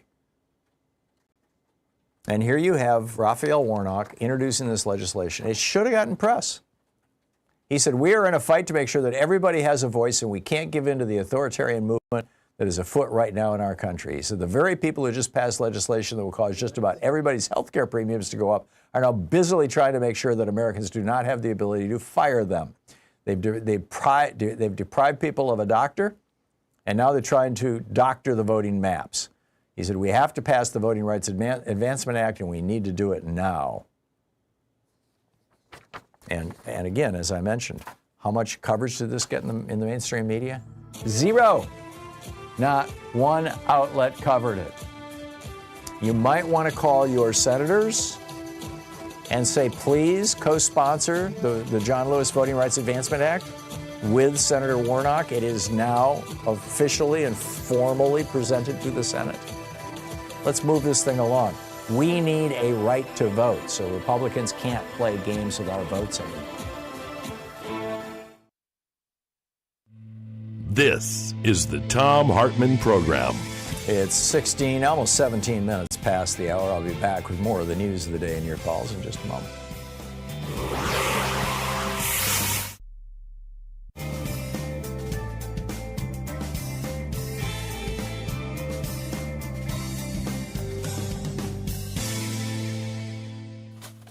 And welcome back. Alan in Seattle. Hey, Alan, what's on your mind today? Hey, good morning, Tom. Morning. Hey, I just want to note that I've been calling into your show since like the Deepwater Horizon thing in 2010. Okay. Well, thank you, Alan. Yeah, I keep listening. Well, my premise today is it's my belief that the GOP is literally destroying our future. Not just our present, but our future. I think in my lifetime, probably the two best investments in America were the GI Bill and the interstate highway system, education and infrastructure. Yeah. Now, education, clean energy, highway and electric grid maintenance, and the environment. You noted earlier the EPA was, saying, oh, CO2 is just fine. We're all good. In fact, one of their scientists actually added a statement saying that CO2 is plant food. It's good for the planet. Yeah, so we'll be farming wheat in northern Canada. Right, yeah, exactly. Okay. Yeah, and and also the Trump administration complains that they want to cut back on the H-1 visas. I mean, I think if I remember right, these are foreigners who actually have education that we need for a 21st century economy. That's correct. It's pissing off Silicon Valley. Oh, it is. Okay. Well, I mean, if we could educate our people, mm-hmm.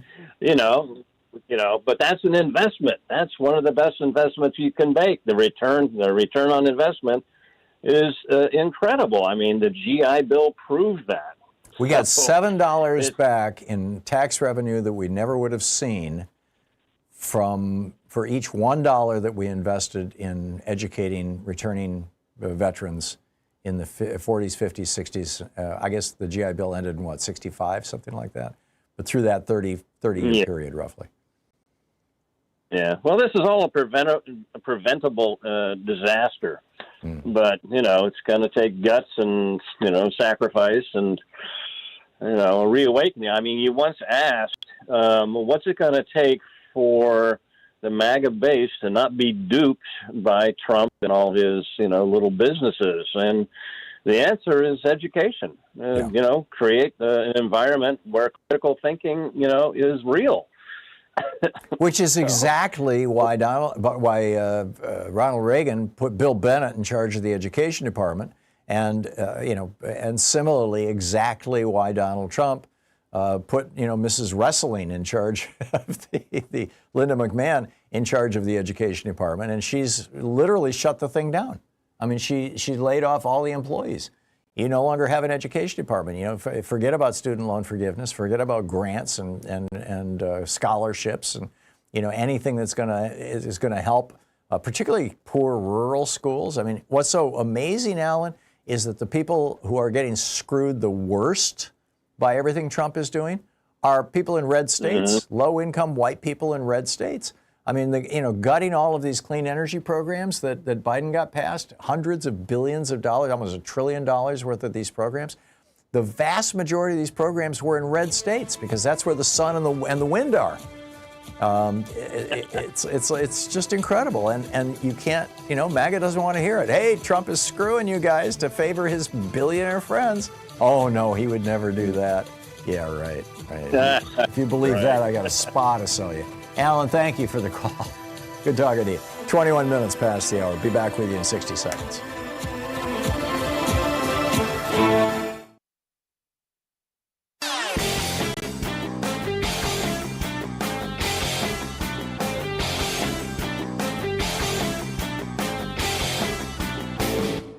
Change starts with you. You can be calling your Democratic or Republican representatives to let them know what you think by calling 202-224-3121. It's the Capitol switchboard. It'll get you right through to them. So have you noticed that the Republicans are pretty much not talking about a constitutional convention anymore? They used to be gung-ho to rewrite the Constitution. You know, they wanted to put corporate personhood in there. They wanted to change it so that women can't vote. They wanted to do away with the election of senators, repeal the 17th Amendment, take us back to them being appointed by the states. They had all these they wanted to outlaw labor unions, all these weird ideas, but they've stopped talking about it. I mean, they're still moving forward on it, but it's not. Project 2025, for example, you know, their ultimate talking document, does not have one single mention in it about a constitutional convention. Why would that be? Well, it's because the Supreme Court is doing their work for them. I mean, you know, just they have overturned Article 2. They've overturned the First, Fourth, Ninth, and 14th Amendments. They've overturned Article 1, Section 7. All the details of this whole thing are over at HartmannReport.com. You got to check it out.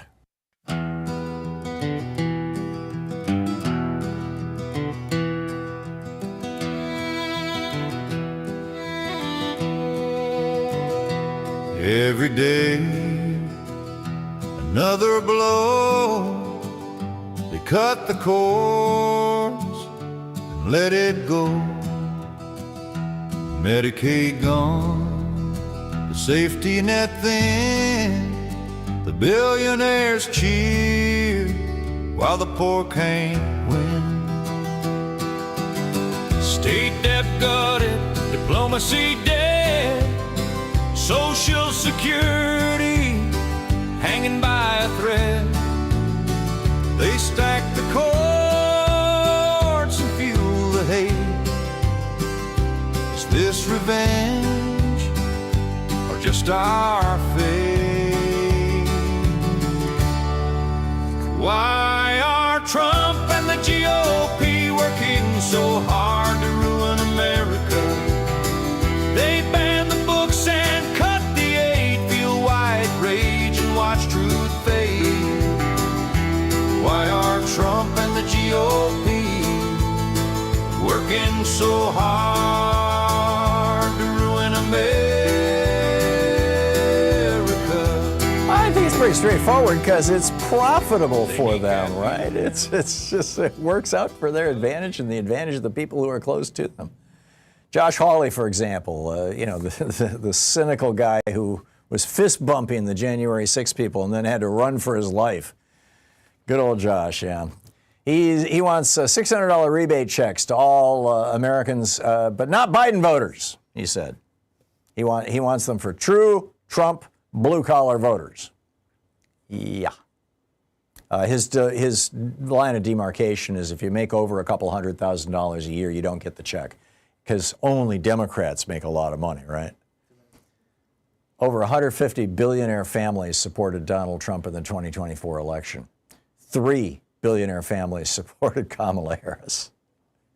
But only the rich people are Democrats, right? All of the rich people are only Democrats. He says, my view is we ought to give a portion of that back to our working class, blue-collar voters who powered the Trump revolution, who got this president in office multiple times and are the backbone of this nation. It'd be $600 for every adult and child, so if you got a big family, you get even more. Yeah, because, you know, more white babies is also one of their platforms, right? One of the primary planks of the Republican platform. He says, and you phase it out for income, you know, so again, the wealthy, you start making six figures, you get into the big six figures, you phase the thing out. So this is not going to the hedge fund managers who are all Biden voters. This is not going to the Wall Street kingpins. They don't need any of it. This is going to the Trump blue-collar voters, the people who voted Joe Biden crushed, the people who didn't get a raise under Joe Biden for 4 long years. Actually, Joe Biden did a lot of good. We saw real wages going up during Joe Biden. I mean, you know, Josh Hawley's just lying here. We saw, you know, inflation down in below 3% under Joe Biden, the best it had been in years. I mean, even before COVID. We saw the unemployment rate better than ever.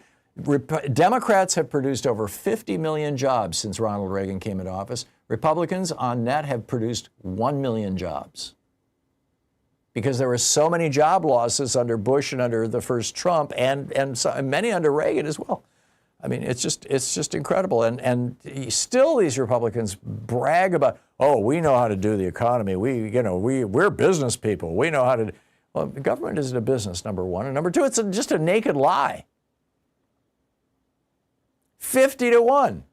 Democrats, since the 80s, well, since the 70s even, you can go back to Nixon, Democrats have produced over 50 million jobs during their administration. In the administration of Democratic presidents, Republicans have produced 1 million jobs during that entire period of time. And now inflation's going back up again under Trump. And, you know, people are talking about a crash. I mean, read the Financial Times. You just read the headlines. It'll scare the hell out of you. So what's on your mind? I'll pick up your calls. You're listening to the Thom Hartmann Program. Call 202-808-9925. Back with your thoughts right after this. Stay tuned.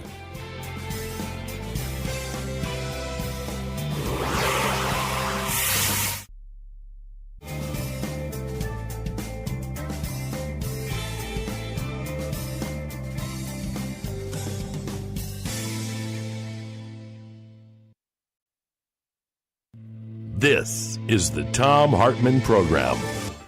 Our book today in the Thom Hartmann Book Club is A Life by Peniel E. Joseph. This is from the preface. Stokely Carmichael is a troubling icon of America's civil rights years. His Black Power call became a national Rorschach test.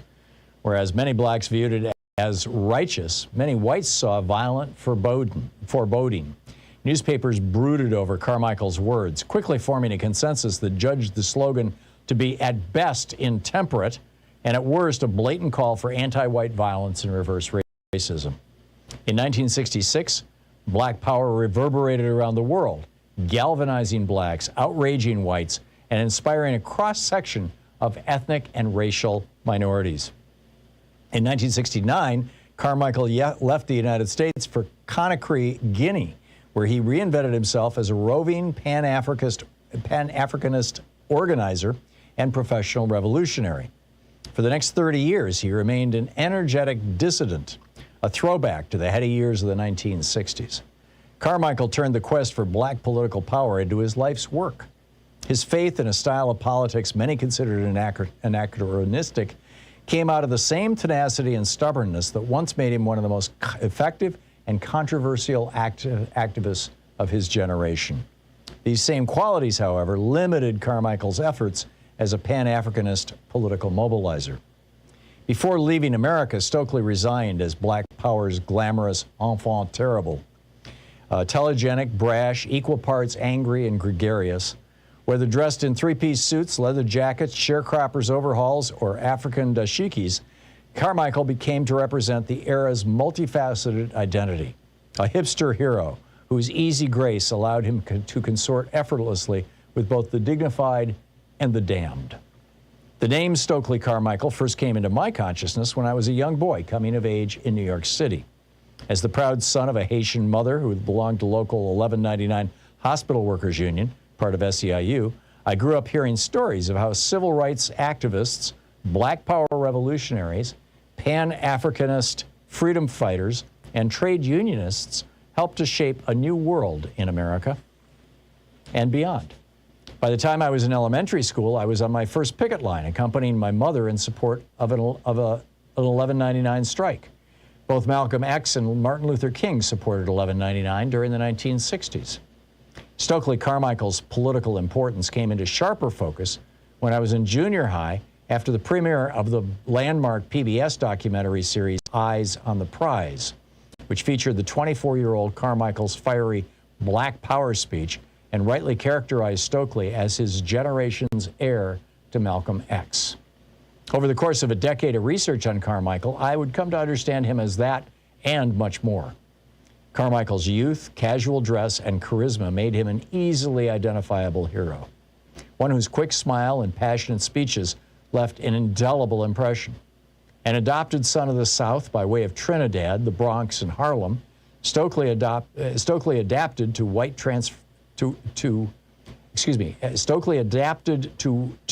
while transforming whatever environment he encountered. As a native New Yorker growing up in the city's tense racial climate of the 1980s, I found Carmichael's survival instincts appealing. As a young graduate student in Philadelphia, I had the opportunity to hear him speak and briefly met him afterward. He encouraged me to stay committed to the Black freedom movement, a struggle he defined as infinite. With his flowing African robes, gray hair, and white beard, he looked like a prince. And he had changed his name. He was no longer Stokely Carmichael.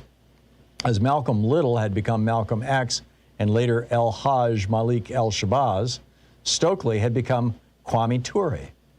It was a name that paid homage to his two African heroes, men who had been the first presidents of their countries, Ghana's Kwame Nkrumah and Guinea's Sekou Touré.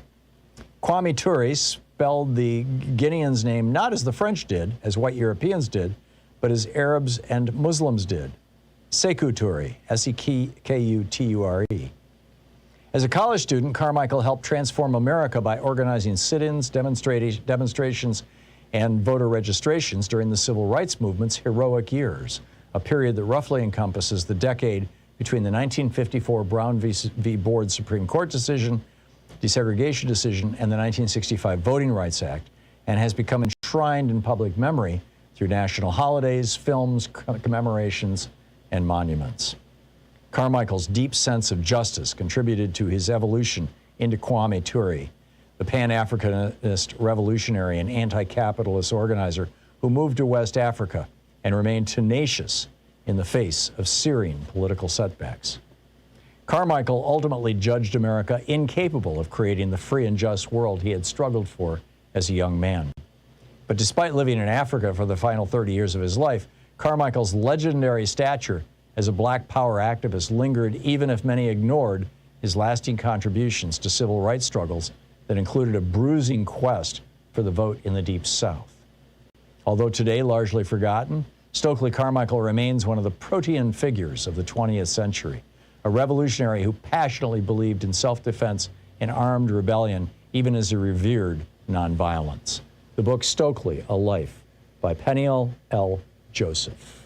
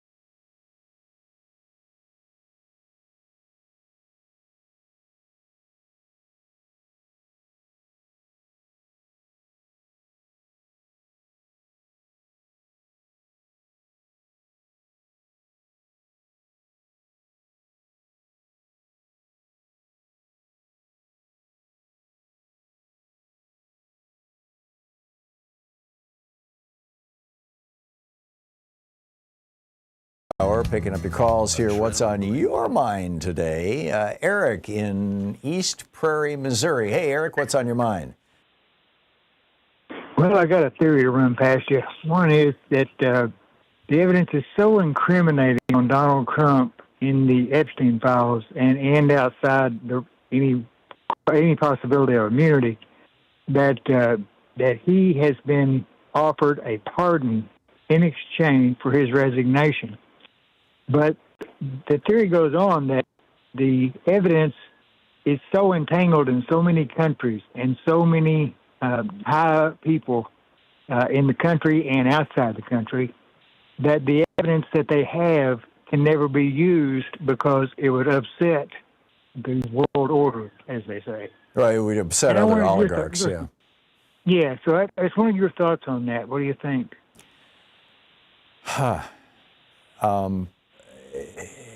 I would hate to see the Jerry Ford mistake repeated, where Ford pardoned Nixon just to get him out. And I've never seen any evidence that Nixon actually knew Ford was going to pardon him, but I'm guessing that probably he did. I mean, probably they had worked that out before. But I think it did a lot of harm to our country. I don't think Donald Trump would have done half the stuff he did if Nixon had gone to prison. I realize a whole bunch of Nixon's, henchmen went to prison. John Mitchell, as Attorney General, his Pam Bondi went to prison. And so, that kind of fate might be awaiting some of the people around Trump who are so actively and aggressively trying to destroy our democracy.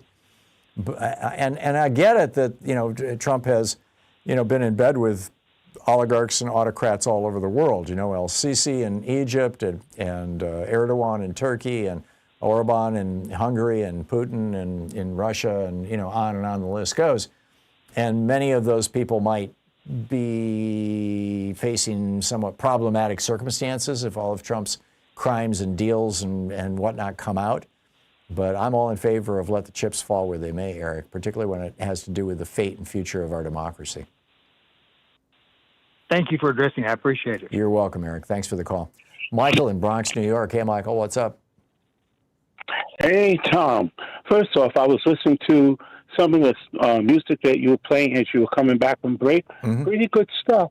And one thing that they forgot to mention was that this warped idea that if you criticize Trump, then you don't love this nation. So it's like, what the hell is this? That he and he alone defines what America is? Well, in his mind, yeah. That is a load of crap, given the very values he's trashing that define America long before you were born, long before I was born, and Lord knows whatever his sorry ass was born. Let's cut this. I can't begin to tell you how mad I get when it comes to that stuff. And as far as the Epstein files go on, I'm pushing for, and I'm calling a whole bunch of radio stations to stress this move, that when the Democrats take control of the House again, and perhaps the Senate, there should be ongoing investigations and subpoenas, not just at Trump, not just at Pam Bondi, but also Mike Johnson. Yeah. You know me well enough, Tom. I wasn't born yesterday. How the hell is it that we had a bipartisan move to get these Epstein files cleared up and have Ghislaine Maxwell testify under oath without any kind of pressure whatsoever from either side? Then Johnson decides to call for a recess for the entire House. The House goes home, and then now enables the DOJ to have an interview, quote, interview.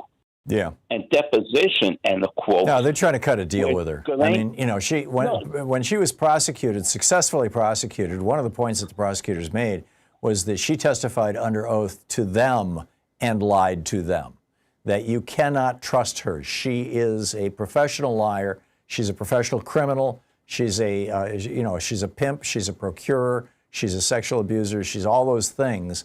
And what Todd Blanche was trying to do, in my opinion, was say to Ghislaine Maxwell, "We'll make life easy for you somehow. Whether she goes to a country club prison and then gets out, a year from now when the heat has died down, or whether she gets a pardon or whatever.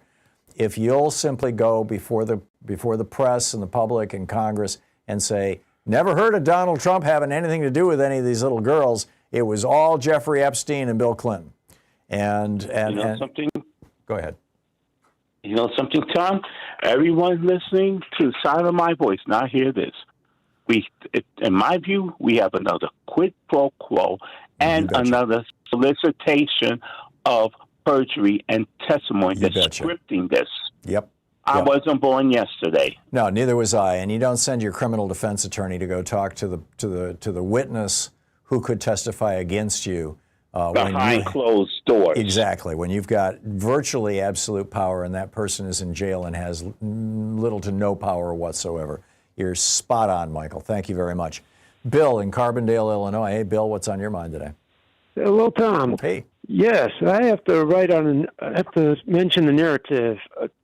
When we withdrew from Afghanistan and pulled out American forces, as well as the contingency of Afghan who assisted us, that was, thank God, that was due to President Barack Obama's special forces and the go-ahead to remove Osama bin Laden, the objective of that war there, or that conflict in Afghanistan. And that never ended. You know what? President Trump added to that conflict, the never-ending war, so-called. Sure.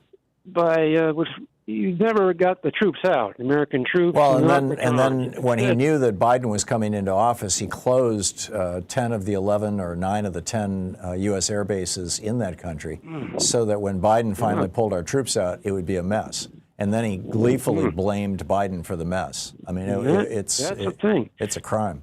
They kept spinning that around almost to the point where President Biden would have had to face a committee in the either Senate, I think. That was terrible. Another thing about Josh Hawley, Senator Josh Hawley, he totally reversed his stand on the big beautiful bill, or big bungling bill. Right. Because he was stating that he was not going to support that due to the Medicaid cuts. Right. And he reversed his decision. Because it would have whacked several 100,000 people in Missouri. Gee. Yeah, I know. And that probably wouldn't have passed then had he gave him the nay vote. Tom Tillis, I've got to tip my hat to him. Not only does he know how to correctly spell his first name, but he also said, I'm going to stand up to Donald Trump. And the Trump and the GOP said, okay, the price of that is that you don't get to be a senator anymore. And so Thom Tillis is now retiring, and it's entirely possible that his seat is going to go to a Democrat. And, which would be... And same in Missouri, too. I believe you're right. Yeah. With who? Yeah. In Missouri? I think in Missouri, too. I don't know. With Hawley? Josh Hawley. That may not guarantee his reelection. I think Hawley's pretty solid in Missouri, but you never know. You never know. I mean, when you get these wave elections, these change elections, like we saw in 2010, we saw it in 2002.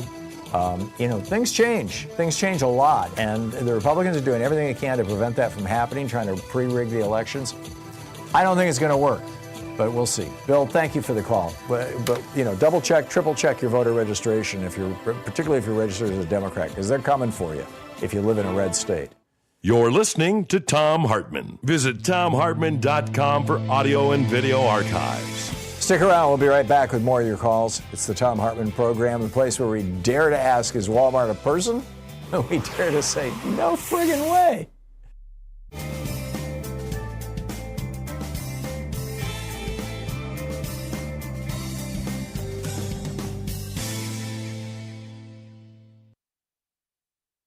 And welcome back. Paul in Portland. Hey, Paul, what's on your mind today?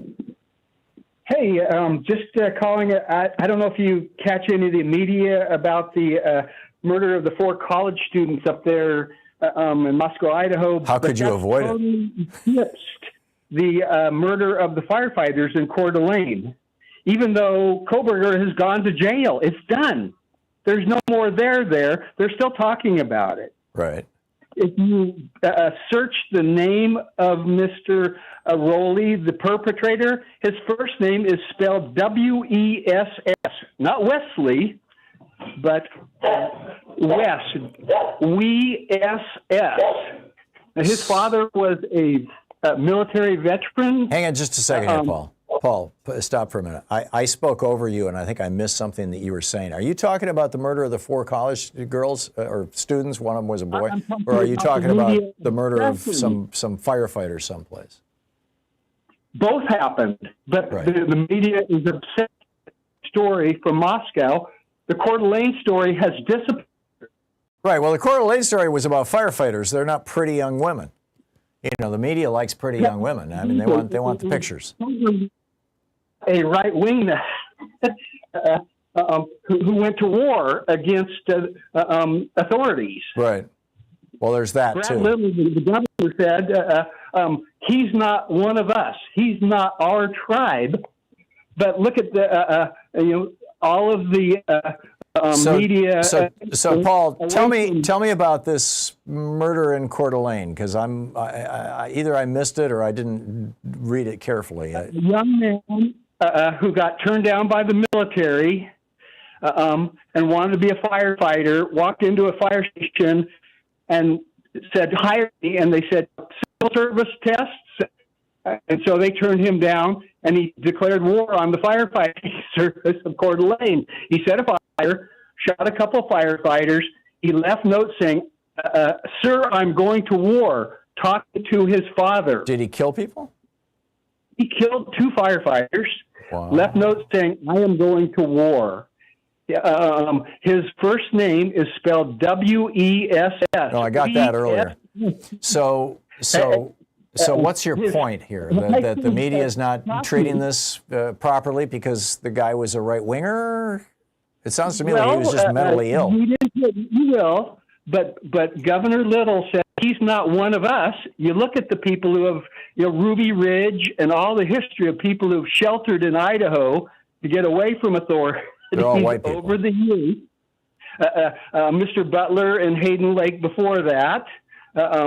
They have a long, long history of right-wing activism. They finally kicked out Ammon Bundy. Right. But that took a lot of water under that bridge. So this made my head explode.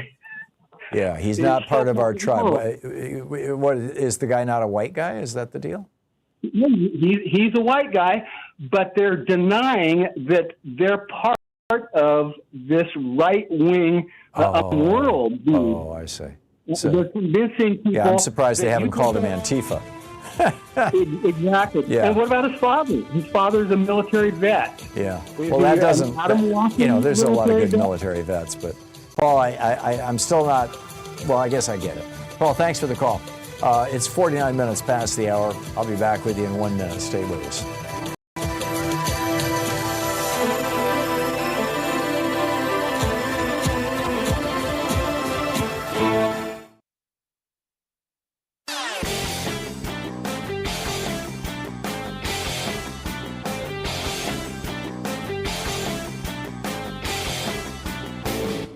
Our daily song is now available on Spotify, Apple Music, Amazon Music, YouTube Music, Pandora, Tidal, Deezer, iHeartRadio, and a whole bunch of other platforms. Just look for songs by Louise and Thom Hartmann. Check it out.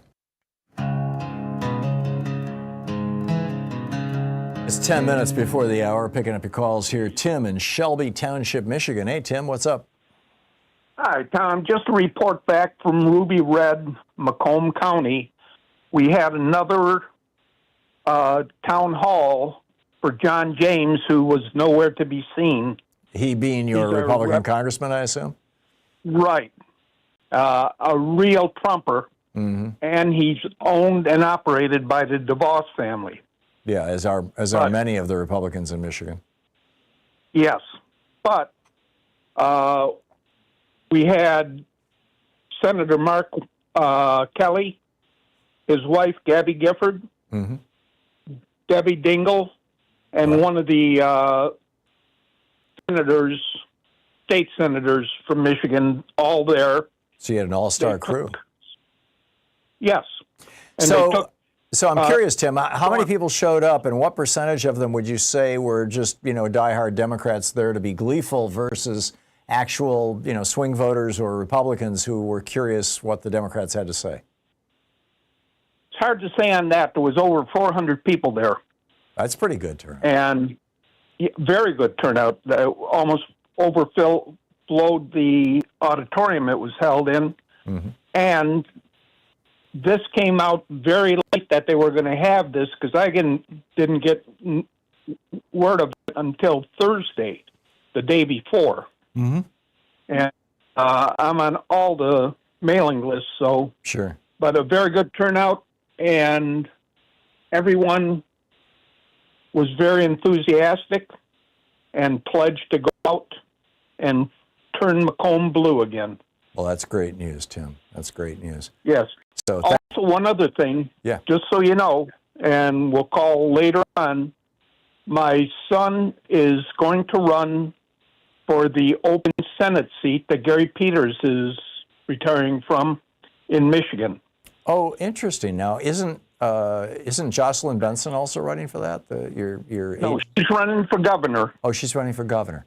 And yes, Mallory McMorrow is probably the most popular name running. Yeah, there you go. But he doesn't really think he would win, but he wants to get his message out that the Democrats have been doing it all wrong.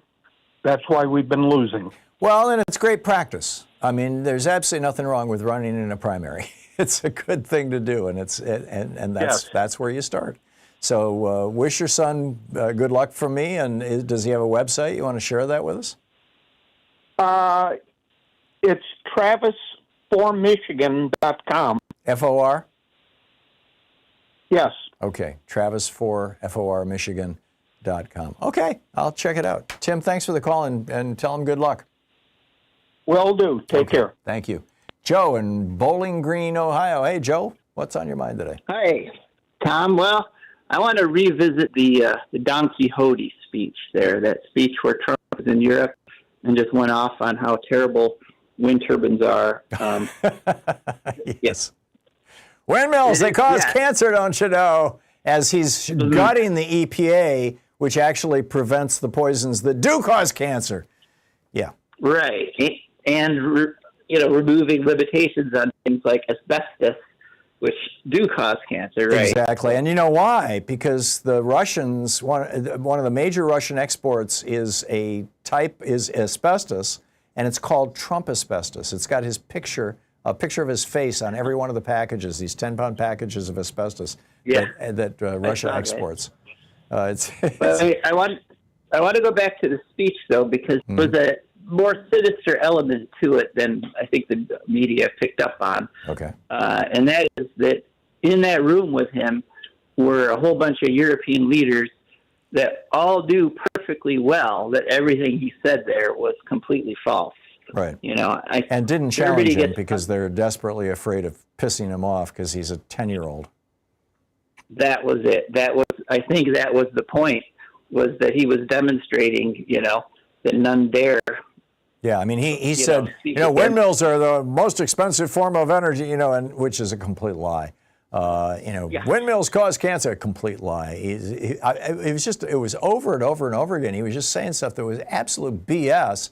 And Ursula von der Leyen, the head of the EU, was sitting there just kind of, clearly gritting her teeth, but didn't say a word. I understand why. She's got to protect Europe, even if that means, letting Trump lie to the press. But what a sad spectacle. It's just it's sort of a tool of psychological dominance, basically. Yeah, I got it. Joe, I got to move along. Yeah. Thank you for the call. Excellent point. John in Milwaukee, Wisconsin, listening on Civic Media. Hey, John, what's up? Hello, Tom. I called to talk about something that I don't hear very much on the news or what have you. Their EU is going to have a 15% tariff coming forward. Correct. And they talk about it as that's going to be the cost. It's not the cost. One of my roles for my company was a business manager. And, so the supplier or importer is going to pay that 15%.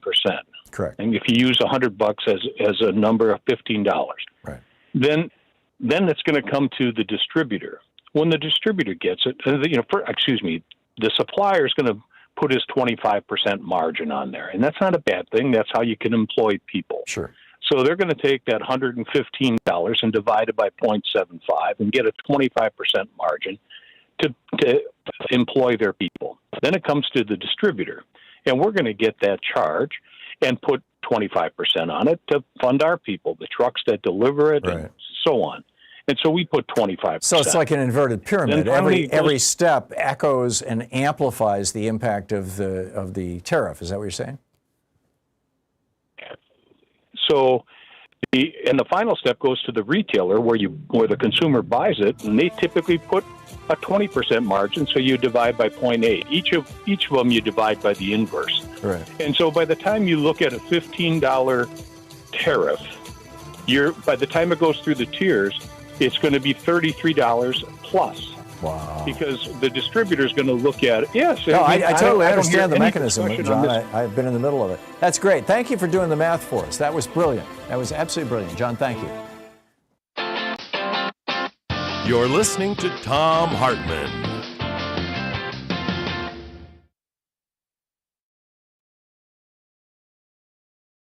In addition to bringing you the Thom Hartmann program here on Free Speech TV and Video Media Online, we also have a whole set of ways you can interact with us and tools you can use to spread the word about the importance of democracy and the threats to it in our republic.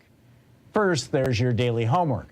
Sue Nethercutt puts together a daily email newsletter that has a link to every story I discuss on the air, so you can find my sources and you can share them with your friends. It's free and you can sign up at thomhartmann.com. Second, I publish my daily take every day over at the HartmannReport.com website. That's also free if you want the daily 5 days a week rant in your inbox. No ads either. Third, we have the podcasts. There's the free 1-hour version of our daily show that's advertising supported. You can find that wherever you get your podcasts normally. And then there's also the podcast of the entire 3-hour show with no advertisements, and that's available by subscription over at thomhartmann.com. So check them all out at thomhartmann.com and hartmannreport.com.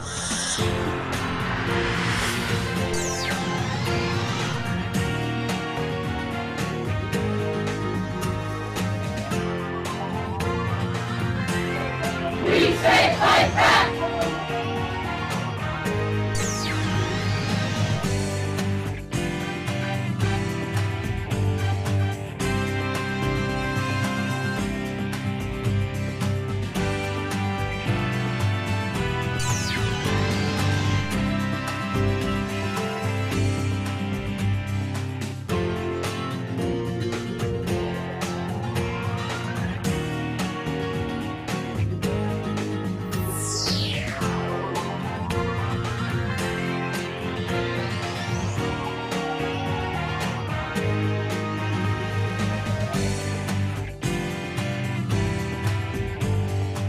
Today in the Thom Hartmann Book Club is Francis Moore Lepay's Diet for a Small Planet, 50th Anniversary Edition, just reissued.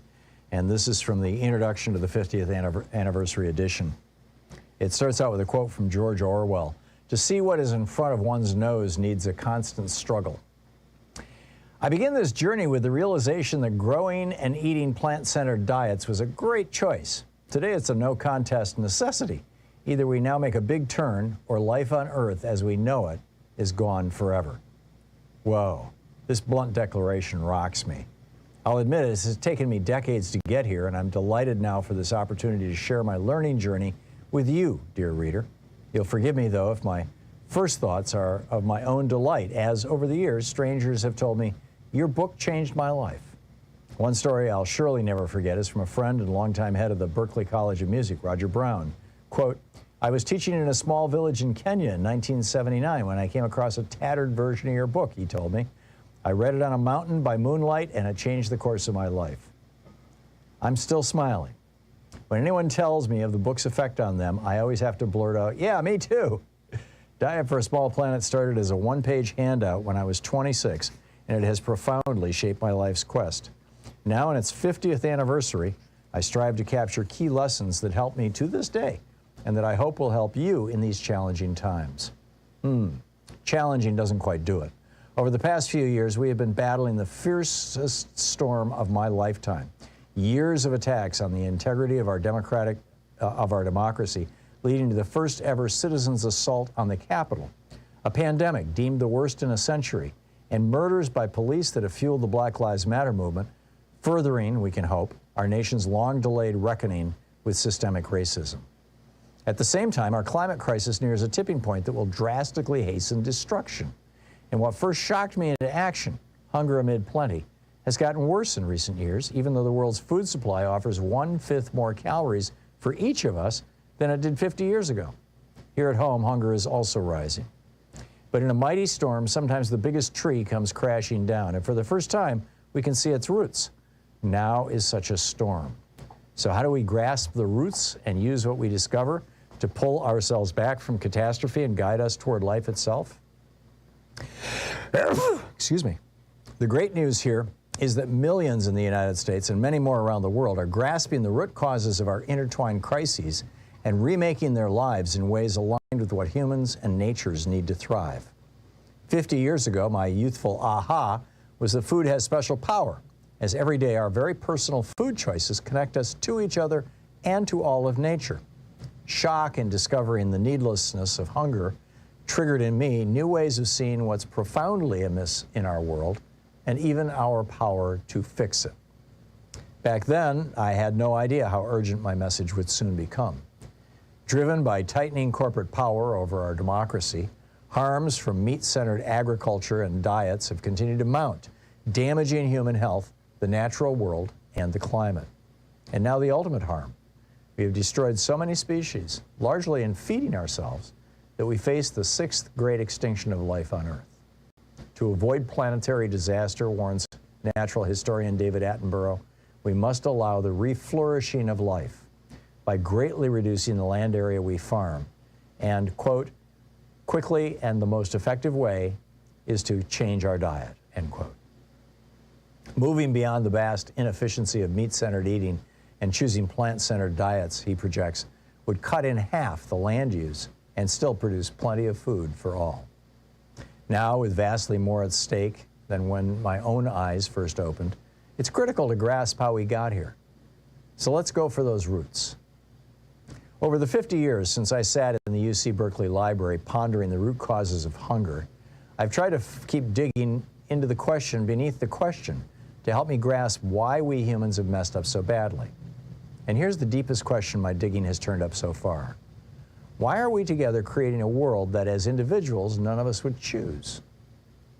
After all, I've never met anyone who gets up in the morning vowing to make another child starve or to turn up the planet's temperature. In the 20th anniversary edition of this book, I introduced the power of ideas to explain what seems inexplicable. I invite you to read my introduction to that edition directly following this one. Today, I express the root challenge this way.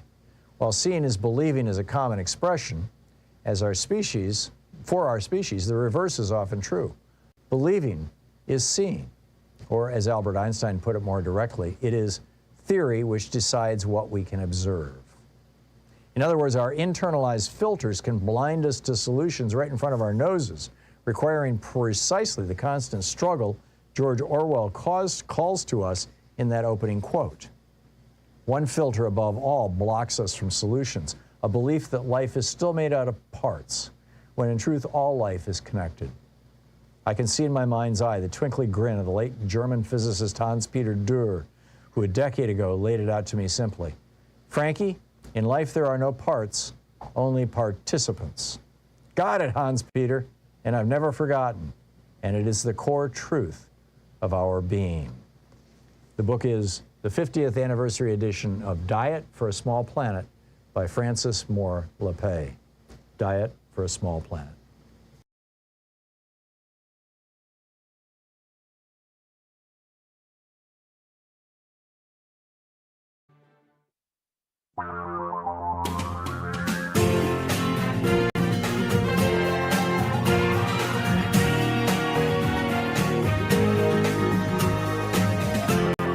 This is the Thom Hartmann Program. Hey, welcome back. Zoran Mamdani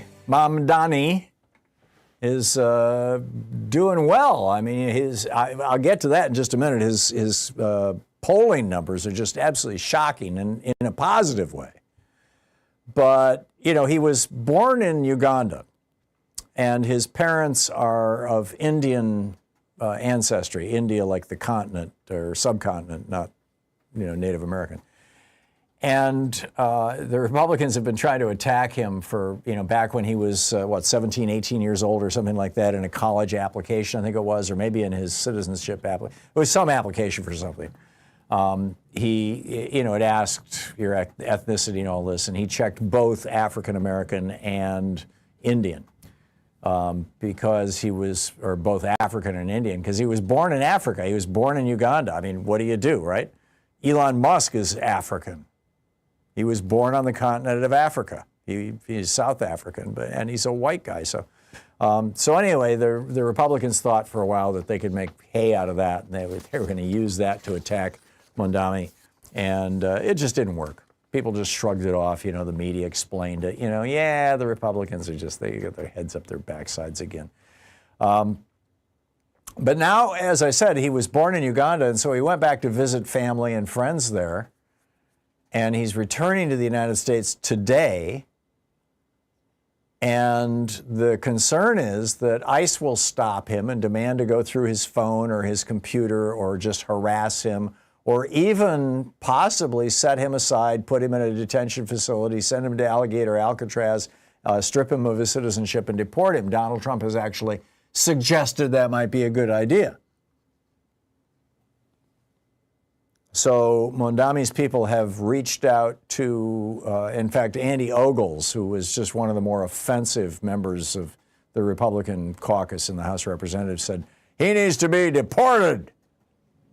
And the young Republicans are, he says, when you go become a naturalized citizen, this is one of the young Republican club members, the president actually, Stefano Forte. He said, when you go and become a naturalized citizen, there's a box you have to tick that says you're not a communist. And if he said no, it was a lie based on who he is, he's a communist. He should be deported and denaturalized. Denaturalized being the big fancy word for stripped of your citizenship. So you've got the young Republicans all over this because he's a communist, you know. And you've got Republicans in the House of Representatives. He needs to be deported. And so Letitia James, the Attorney General for New York State, and Kathy Hochul, the Governor of New York State, have both reached out to ICE, or actually to Customs and Border Patrol. They're the ones who run the airport, you know, when you come in through the airport, to say, hey, if you're going to nail this guy, if you're going to hold him, if you're going to detain him, anything like that, we will be here to help him. So my guess is that Mondami is just going to, you know, sail through customs and be back in New York City. He's a young guy, by the way, 33 years old. But here's the amazing stuff. This is the amazing news. There has been a lot of publicity about him. I mean, you know, there's been nationwide publicity, but I was in New York last weekend, you know, to deal with the estate of my best friend who died of COVID. A reminder, by the way, my friend Jerry just died of COVID. It is still killing people. He was healthy. He was very healthy. In fact, he went to the gym regularly. He was he was my age. He was a year or two older than me, but you know, he was a healthy guy in his 70s, and he didn't even know he had COVID. He thought he had a cold, and he just came home, laid down, and died and they did an autopsy, and sure enough, the COVID had caused blood clots in his body and produced sepsis. COVID's still a dangerous disease. So anyhow, I had to go back to New York to deal with that because I'm the executor of the estate, as I mentioned on Monday. And, you know, Mamdani is all over the news, right? It's just like you can't, you know, if you're in New York, and everybody's talking. So there's no secret who this guy is. There's no secret what his policies are. It's not a mystery to anybody that he's a democratic socialist. He calls himself that. He's not a communist, of course. Democratic socialism is a form of government where the government provides a strong social safety net, where the commons is expanded to include healthcare and education, basically. In democratic socialist countries, I mean, you know, we are one. We are a democratic socialist nation. If, you know, you can't You can't call a country, you can't say a country is not democratic socialist if it has Social Security, if it has unemployment benefits, if it has Medicare, if it has Medicaid. Now, clearly the Republicans are trying to destroy all this stuff. Food stamps, Title IX housing, housing subsidy support, all these. These are all democratic socialist programs. All of them.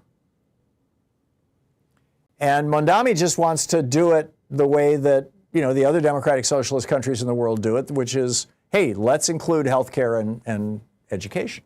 Let's make college and let's do Medicare for all or some variation thereof. Like Canada has.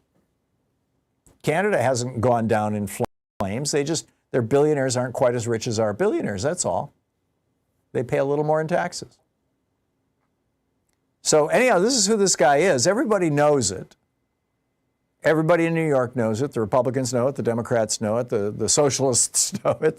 The libertarians know it. So what do the polls say? I mean, you could argue that the early polling, like before and even during the primary election, was skewed because people really didn't know who Zoran Mamdani was. That they just didn't know who he was. But you can't say that anymore. So Zenith Research and Public Progress Solutions did a poll running from July 16th to July 24th. So basically, a week and a half ago, and they polled 1,453 New York residents, which is a large enough poll to be relatively accurate, to be, plus or minus 2 or 3% at the most in terms of its accuracy. And what they found was absolutely mind-boggling, and I think this is a lesson for the Democratic Party. And I think Democrats need to be listening very carefully to this. Cuomo placed, Andrew Cuomo, the former governor, is running. He placed second at 22%. Curtis Sliwa, the Republican nominee, placed third at 13%. Eric Adams, the current mayor, who is a corrupt, now toady for Donald Trump, got only 7% support. But Mamdani, 51%. He's going to be the next mayor unless something big happens. If you cut it down to a four-way race without Cuomo, you take Cuomo out, Mamdani's support goes to 55%. In a four-way race without Adams, his backing goes up to 51%. Mamdani's level of support never dips below 50% in the poll. I'm telling you, these Democrats who think that the way to govern is to take money from AIPAC and to take, and by the way, Mamdani has criticized AIPAC and openly criticizes Netanyahu and his conduct of the slaughter in Gaza. The genocide in Gaza. These Democrats like Jared Golden and Josh Gottheimer and these so-called problem solvers, these Democrats who are basically in the pockets of special interests. They take a lot of money from big corporations and rich people and Israel or the Israel lobby. These guys, they may be in very blue districts where they're going to get reelected no matter what, but I don't think they're doing themselves any favors. You're Democrats. Behave like Democrats. The Democratic Party needs to go back to its FDR roots. Franklin Delano Roosevelt came into office in March of 1933 when the country was in absolute shambles. It was the depth of the Republican Great Depression. A quarter of Americans were unemployed. The leading cause of death for seniors in the United States was and hypothermia. Old people were dying, young people were dying, children were working in factories. You could get shot if you tried to form a union. There were no pensions of any kind. Unions were essentially illegal for all practical purposes. People who tried to start unions were being murdered. People who wanted to join unions were being beaten up. And Franklin Roosevelt came in and said, screw that, we're going to turn America into a democratic socialist country. And he did. He passed the Wagner Act, which gave people the right to unionize. He passed the Minimum Wage Act, which established a national minimum wage. He passed workplace safety legislation. He passed the 8-hour day, the 40-hour week. He passed rules on overtime. He passed Social Security, so everybody got a pension. He didn't pass Medicare and Medicaid. That came with LBJ, but he tried.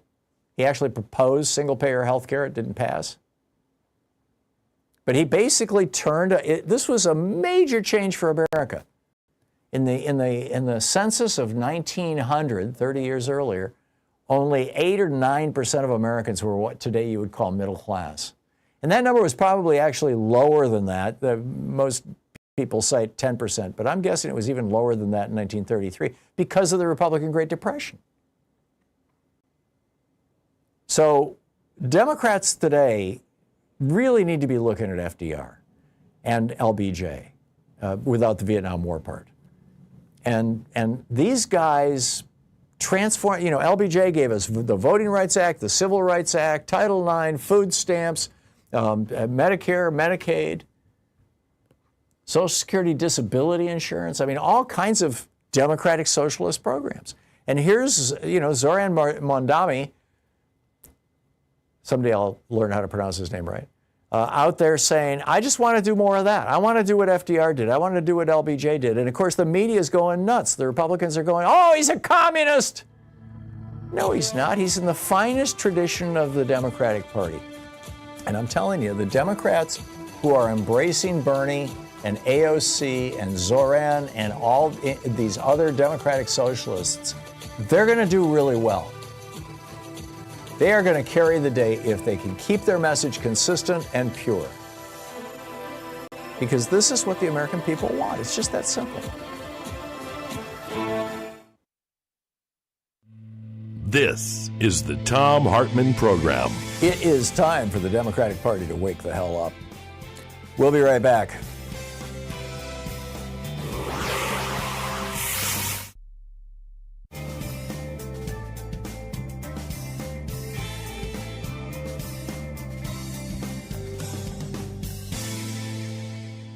And welcome back. Jeff in Irvine, California. Hey, Jeff, what's on your mind today? Morning, Tom. Hey. Emile Beauvais is on my mind. Oh, yeah. One thing you can't do with Trump is never think you hit rock bottom. You can always get worse. I predict within 1 year that Clarence Thomas is going to retire from the Supreme Court and Beauvais is going to be nominated. I was going to say the only positive thing about this is that if he does put him on the Supreme Court, it will be to replace Thomas or Alito, in which case there really won't be any basic difference. Yeah. You can't get worse than those two guys. I get it. But do you know how bad this guy Beauvais is? Well, I think I do. Do you know something I don't? Well, let me tell you what I know. Just a couple of things here. He's the one who counseled when he was a high-ranking attorney general when Trump appointed him. And he instructed his underlings, if the Supreme Court ruled against Trump on immigration issues, tell them F you. Yeah, and do it anyway. Not the Supreme Court, the lower courts. I don't recall him specifically pointing to the Supreme Court. But yeah, you're absolutely right. And by the way, they did it. They let that plane take off, the plane that was already in the air to El Salvador, they let it go in violation of Judge Boasberg's order. And the plane that had not yet taken off, they let that one take off. Yeah, and that's just the beginning. Yeah. He's the one who pushed to drop the charges against Eric Adams. Yep. If he cooperated. He didn't just push Trump. to drop the charges, he arranged the whole deal. He was a prime mover. Yep. He represented Trump in both as one of his defense attorneys in both the January 6th case and the classified documents case. He actually represented him, and he was behind the mass firing of every assistant U.S. attorney or attorney general he just investigated the January 6th attack. That was Correct. enough to get him fired. Correct. This man should not be on the federal bench. Well, almost anyone. What Trump is doing now is the first time around he deferred to the Federal Society and figured the far right ideologues there would be fine with him. But turns out they weren't enough. He only, like with everything else, the only thing that satisfies him is abject loyalty. That's it. Do what I say, or you don't get there. Yep. And the other problem here is, there were 3 separate whistleblowers who wanted to testify against Bovee, former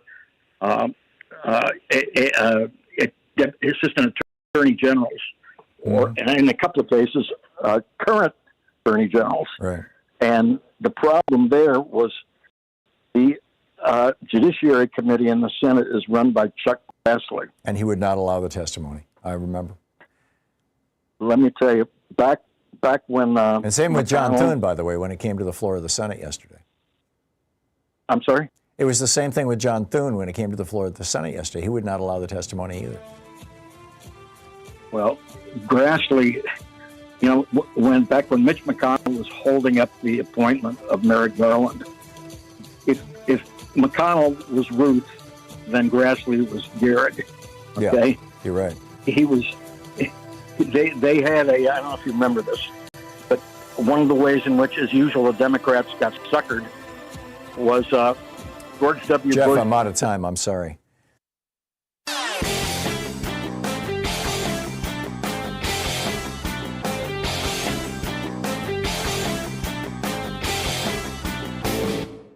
Missed my opening rant today? It's usually published over at HartmannReport.com, where you can read it and share it with your friends for free. Check it out, HartmannReport.com. America is suffering from an epidemic of bullying. And one of the things we know is that culture, including bullying, flows from the top down. We've seen studies where when issues of, for example, being gay or transgender are being debated in the public, gay and kids in school are more likely to be bullied. When racial issues are being discussed, people of minority races are more likely to be bullied. Well, now we've got a man who has literally built his career on being a bully, Donald Trump, as president, or was president, as candidate. And he is driving this insane bullying campaign and using it as a political weapon across the United States. And it's contagious. It's dangerous. There's an entire article about it over at HartmannReport.com titled America's New Epidemic, A Nation Overrun by Bullies. Check it out.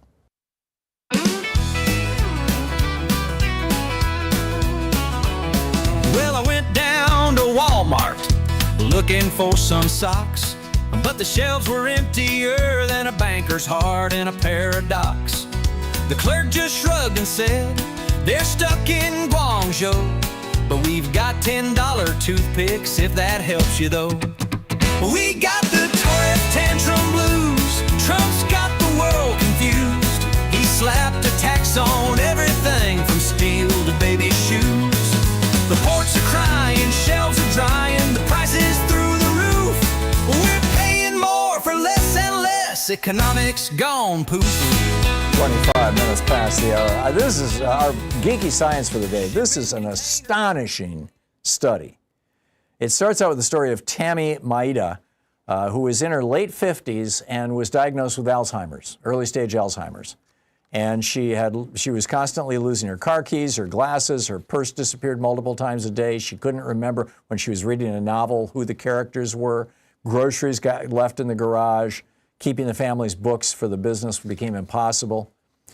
So she enrolled in this study, this randomized 20-week clinical trial, and at the end of it, not only was she able to read and recall novels and correctly balance spreadsheets, her cognition improved, she wasn't losing her keys anymore, but a blood test even found that levels of amyloid, that plaque in your brain, that's the hallmark of Alzheimer's, had retreated, had gone away.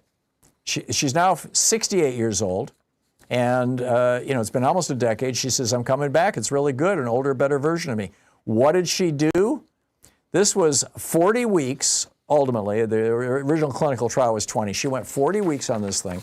It was a vegan diet, a rigorous vegan diet, combined with daily aerobic exercise, stress reduction and meditation, and the following supplements. She took omega-3 fatty acids, in other words, fish oil, curcumin, turmeric, coenzyme Q10, CoQ10, vitamin C, B12, magnesium, a probiotic, and lion's mane mushroom. And then to ensure that a vegan diet was followed, all of her meals and snacks were delivered to their home. No sugar, no alcohol, no refined carbs. Protein and fat only made up 18% of the diet. The people in the control group continued to deteriorate. Virtually everybody in the actual study who did the diet and the supplements and the exercise, virtually all of them saw their Alzheimer's symptoms reversed. This is amazing. You're listening to the Thom Hartmann Program. Call 202-808-9925. The article's over on CNN's website. It's titled First on CNN, Fighting Early Stage Alzheimer with Intensive Lifestyle Changes Works Study Finds. Check it out.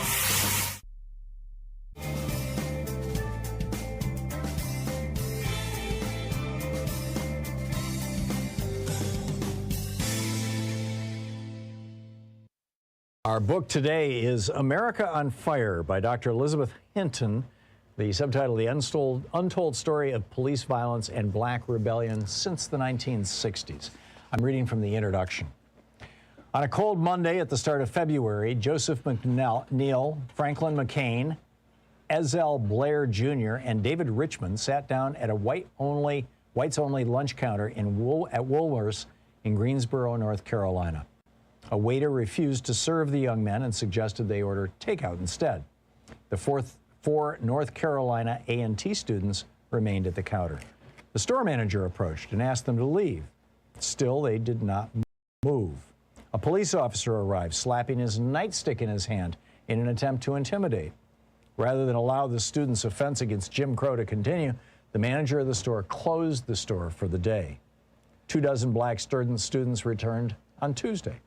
Over 50 black students and 3 white students participated in the sit-in on the next day, Wednesday, February 3rd, 1960. News of the protests spread, and soon the sit-in movement had expanded to 55 cities and 13 states. By April, over 50,000 students were involved. Conceived and organized entirely by young people, the sit-in movement ultimately led to the founding of the Student Nonviolent Coordinating Committee, SNCC, which was run by activists such as John Lewis and Stokely Carmichael. As a Fisk student, Lewis participated in the sit-ins in Nashville, Tennessee, and he would go on to steer the Freedom Riders in the summer of 1961 and speak at the March on Washington in 1963. Carmichael joined the sit-in movement as a high school student and would famously call for Black Power at the SNCC rally in Greenwood, Mississippi in 1966. Together, Lewis, Carmichael, and tens of thousands of other young black Americans signaled that their generation was prepared to risk their lives for freedom and equality. From Greensboro onward, the sit-ins helped build momentum and support for racial justice. The students in Greensboro engaged in a nonviolent protest to demand full integration, the right to vote, equal educational opportunities, decent jobs, protection against white supremacist terrorism, and an end to police violence. These were the central aims of the civil rights movement more broadly. By the end of the decade, black students at North Carolina A&T State University were still protesting, but now they were destroying property, assaulting police officers, and shooting in the direction of law enforcement, if not coming close to killing cops in self-defense. In May 1969, after black students at Greensboro's James B. Dudley High School were arrested, brutalized, and tear gassed by police during a series of protests against arbitrary disciplinary measures, A&T students came to the teenagers' defense. The confrontations between local police and black high school and college students led authorities to call the National Guard to A&T's campus, unleashing violence and repression that ended in the killing of sophomore Willie Grimes. A pivotal stop on the road to the Civil Rights Act of 1964 and the Voting Rights Act of 1965, by the end of the decade, Greensboro was a site of sustained violence. It was far from unique in this regard. Between 1964 and 1972, but especially between 68 and 72, the United States endured internal violence on a scale not seen since the Civil War. Every major urban center in the country burned during those 8 years. Violence flared up not only in archetypal ghettos, including Harlem and Watts, and in majority black cities such as Detroit and Washington, D.C. It appeared in Greensboro, North Carolina, in Gary, Indiana, in Seattle, Washington, and countless places in between. Every city, small or large, where black residents lived in segregated, unequal conditions. In the North and the South, the East and the West, the Rust Belt and the Sun Belt, black people threw rocks and bottles at police, shot at them with rifles, smashed the windows of businesses and institutions, hurled firebombs, and plundered local stores. These events, what we commonly call riots, or what people who are to the left of center sometimes refer to as civil disturbances, caused hundreds of millions of dollars of property damage. Most immediately, they shaped the lives of the store owners whose businesses were destroyed, of the parents who lost their teenage sons to the police, and of the firefighters and cops who were harmed or killed. But ever since, Americans have been living in a nation and a national culture created in part by the extreme violence of the 1960s and the early 1970s. The aftershocks of that era have, at times, taken the form of mass violence to which all Americans have been witness. In Miami in 1980, in Los Angeles in 1992, in Cincinnati in 2001, and in more recent years, in Ferguson, Missouri, Baltimore, Maryland, and Minneapolis, Minnesota.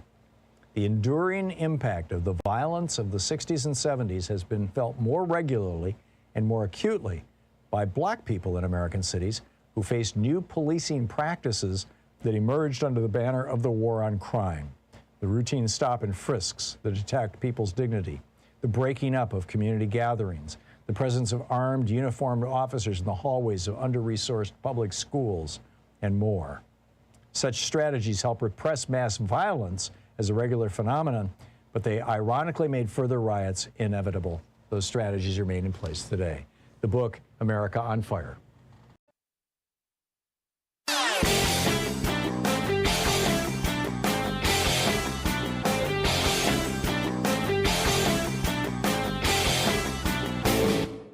Help support progressive radio. If you're listening to us on a commercial station, call their advertisers and let them know you're listening. If you're listening to us on Pacifica, one of our many nonprofit stations, please support them when they do their fundraising drives. Thanks for supporting Progressive Talk Radio, and tag you're it. I remember my dad's Republican Party, the Republican Party of Dwight Eisenhower. Dwight Eisenhower, who ran on advocacy for democracy around the world, for a clean environment, for honest wages, for unions, for building infrastructure, for government balanced spending, for peace in the world. This is from his 1956 campaign. Eisenhower knows how to deal with the Russians. He has met Europe's leaders, has got them working with us. Elect the number one man for the number one job of our time. November 4th, vote for peace. Vote for Eisenhower. A paid bill. Right. Vote for peace. That was it. And now the Republicans are the party of, military boondoggles and corruption and hate and anti-union and everything, the opposite of everything Eisenhower stood for. Will the Republican Party survive this? What are they going to come back as? There's a whole op-ed about this titled Goodbye Liz Cheney over at HartmannReport.com. Check it out. Oh, Canada, you packed your snow and pride. Said no thanks, Donald, we won't let you inside. We used to share maple and trust across the line. Now you're eyeing us like Alaska in '59. Mark Carney stepped up with a banker's grin. No trade deals with fascists, we won't let you win. He warned the crowd with a voice so clear. America wants our forests, our water, our beer. Whoa,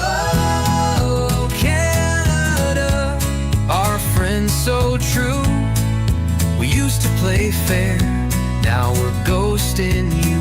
You sent us syrup, we sent you smog. But Trump came along, fed you to the fog. Now you're locking your borders and shutting your gate. Guess being neighbors ain't the same when your buddy's full of hate in your 36 minutes past the hour. Welcome back. We got last night woken up to a tsunami warning. Well, I guess, woken up if you go to bed at 8 o'clock like I do. I think it was around 11 o'clock it was supposed to hit. And it was one of those kind of anticlimactic moments, but a big earthquake way over off the coast of China. But thankfully, knock wood, all is well here, and it doesn't seem to have done an enormous amount of damage. So just FYI. Lewis in Branson, Missouri. Hey, Lewis, what's on your mind today? Well, I was wondering about who the power behind all what's going on right now. I think everybody's missing the point that it's Peter Thiel. He gave J.D. Vance $40 million for a Senate race. Also, back in the day, Obama gave him his administration, he didn't personally, but administration gave him a $41 million contract to monitor the border. You're talking Palantir? And that was updated. Yes. Mm-hmm. Yes. Yeah, Peter Thiel's surveillance company. Yeah. Right. So they were also updated to a $91 million contract under Trump. Mm-hmm. Okay. So what's going on with, you have to understand what's going on with Trump with his health problems. He's going to be overlapped by J.D. Vance, and the power behind all this is Peter Thiel. Yeah, it seems also, in some ways that Peter Thiel is eclipsing Charles Koch as the kind of oligarch's oligarch, Mm-hmm. Also, the fact that Stephen Miller had bought stock in that company. And in Palantir? Yes. Huh. And ICE is benefiting from that company's intelligence gathering. They now have they're gathering up information on who's coming and what their affiliation with gangs and everything. So they know where these people are, where the aliens, the Mexicans or, Venezuelans or the supposed gang members are. That's why they're going to house. They know they have the address of all these people. Sure. It's not, it's well, an awful lot of these people are also here legally. They came and they applied for asylum and they are accepted and they have court dates and they're doing the right thing and they show up in court and they get arrested. I mean, it's crazy. Yeah. It's wrong. And yeah, I've been here since I was, been here since 49.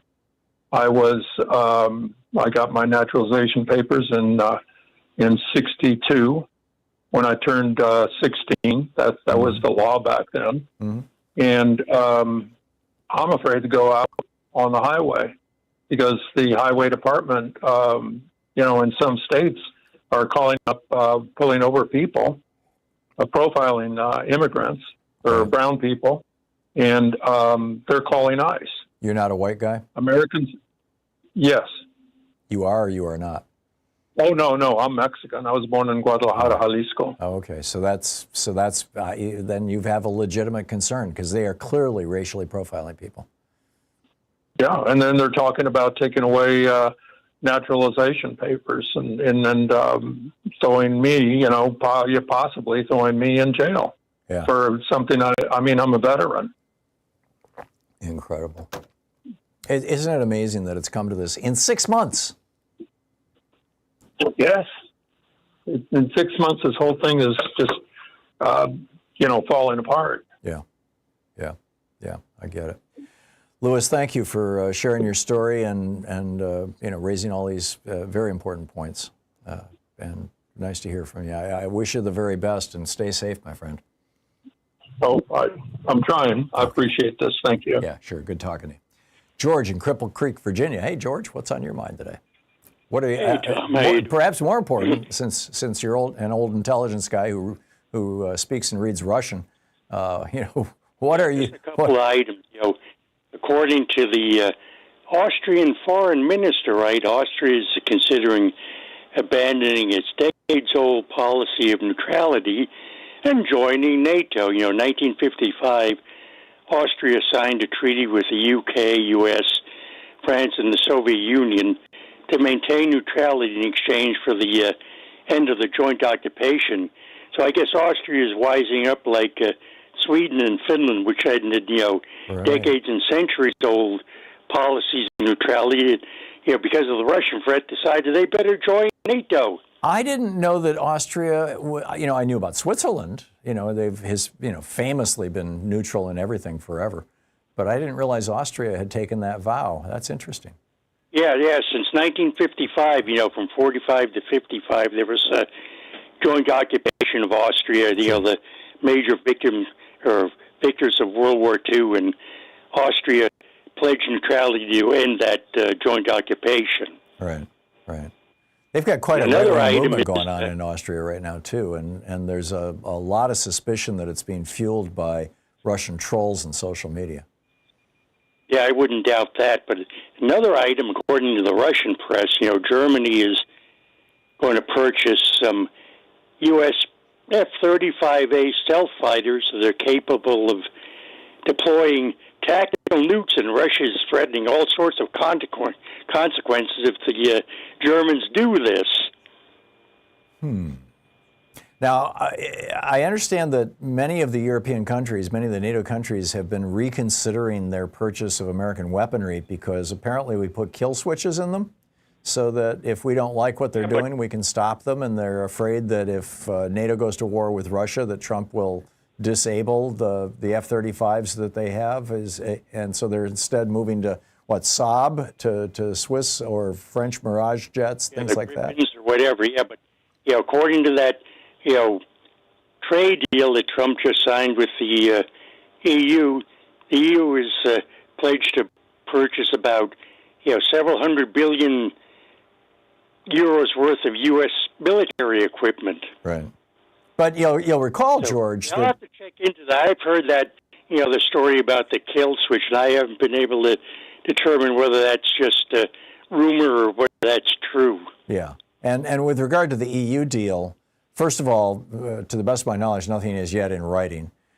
So, the devil's always in the details, just like with all of his so-called trade deals. But secondly, you'll recall, during his first term, he cut a deal with China where China promised to buy a whole bunch of U.S. agricultural products in exchange for reducing tariffs. Trump reduced the tariffs. China never bought the products. They never did. And Trump just lost interest. They're supposedly going to buy a lot of Boeing aircraft, et cetera, et cetera. So we'll have to see how this pans out, whether it's all mirage or actually going to happen. I think it's all smoke and mirrors. I really do. I think Trump just wants the headline, and once he's got the headline, he doesn't care, and he's off to something else. Yeah, it figures in a few days it'll pay, the next headline will come along. Yep. And right now he's desperately trying to get Jeffrey Epstein off the headlines. So get that off the front page. Yeah, there you go. Good luck with that, George. Yep. Well, thank you. Keep up the good work, Tom, and enjoy talking to you. Always enjoy your calls, George. Thank you so much, and great to hear from you. It is 45. Thank you. 45 minutes past the hour. I'll be back with more of your phone calls in just a minute. Stick around. It's the Thom Hartmann Program, the place where despair is not an option. We'll be right back.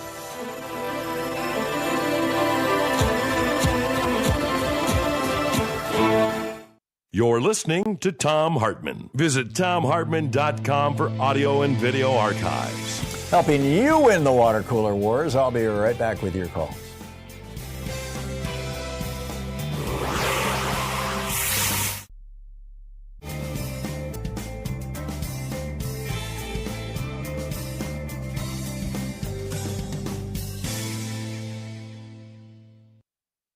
And welcome back. Picking up your calls here. It looks like the Fed just voted not to lower interest rates, although there was apparently a dissenting vote. I'll track that down and we can have a conversation about it tomorrow in more detail. But it's going to be interesting to see how Trump responds to this. Michael in Gainesville, Florida. Hey, Michael, what's on your mind today? Yes, hi. I've got an open question to all Americans. Why do you think America loves Trump? And I think it's about IQ, dummies. What I mean by that is he literally mistook a dementia test for an IQ test. Right. And boasts of it to this day. I know. About passing it. Right. So Person, television, camel. Yes, I know. No, but please stop laughing, because this is not a joke. His IQ ties into pedophilia, and it ties into why America loves him. Our average IQ is 90. His is between 70 to 90. They love him because he's like the old kind of slow dog that's stinky, that's in their living room day after day, most of their lives in many cases for younger people. And it's there. Sure, he's kind of slow, but he's slower than they are even. It's something to love, and they brag about it. MAGA brags about the very real division of MAGA versus elites. It's spoken about verbally. So this issue of Republican versus Democratic, I heard you talking earlier. Listen, it's a Gordian knot. And step one to untying it is to make it visible. And it's a childlike IQ versus America's average IQ. Yeah. If it walks like a duck and it quacks like a duck, it's Trump. Yeah, exactly. And it's time we face that. I think and it's talk worth about it. It's his IQ. Yeah, just for the purposes of clarity or correct the record or whatever. I believe, I could be wrong on this, but I think this was certainly the case years ago when I was studying this stuff, that the average IQ in the United States is 100 because 100 was defined as the average. Now, it may be I misspoke. I apologize. 90 is what's considered, kind of borderline, a real concern. He is on the lower side of America-wide average. Right. And I think that's his attraction to America, number one. And I think it's why he attracts these people who kind of are smarter, and they're bad people, but they're not really the smartest of the politicians either. They're the ones who think feeling makes sense. Yeah. And they're attracted to him. Well, and so it kind of explains a lot of the dynamics as well, so who's attracted to him. Yeah, there was a study that was published that I cited either in the article I wrote Monday or maybe it was last Friday. I'd have to go back and look and see which article it was, but I cited it along with links to the article itself or to the study itself that found that among Trump voters, there's a much higher level of sociopathy and psychopathy or psychopathy than in the normal population. And I would like to de-evilize it, though. That makes it higher evil. levels of gullibility. I think it's more low IQ. And higher levels low of IQ enjoyment derived from watching other people in pain. Those were the four principles. I understand. Yeah. But I think his treatment of women is because he sees them as being his lesser. I think he hates women. I think he views women as sex objects. He made the comment to Howard Stern years ago about, if you have a good piece of ass on your arm, then everybody respects you. I mean, he just views women as ornaments or as things to be exploited. His attraction to child women is pretty clear too. His low IQ, a grown woman is going to give him grief. So he has real antipathy. It may be grown doing so women. Right now. Michael, I got to run, but thanks for the call. It's 49 minutes past the hour. We'll be right back.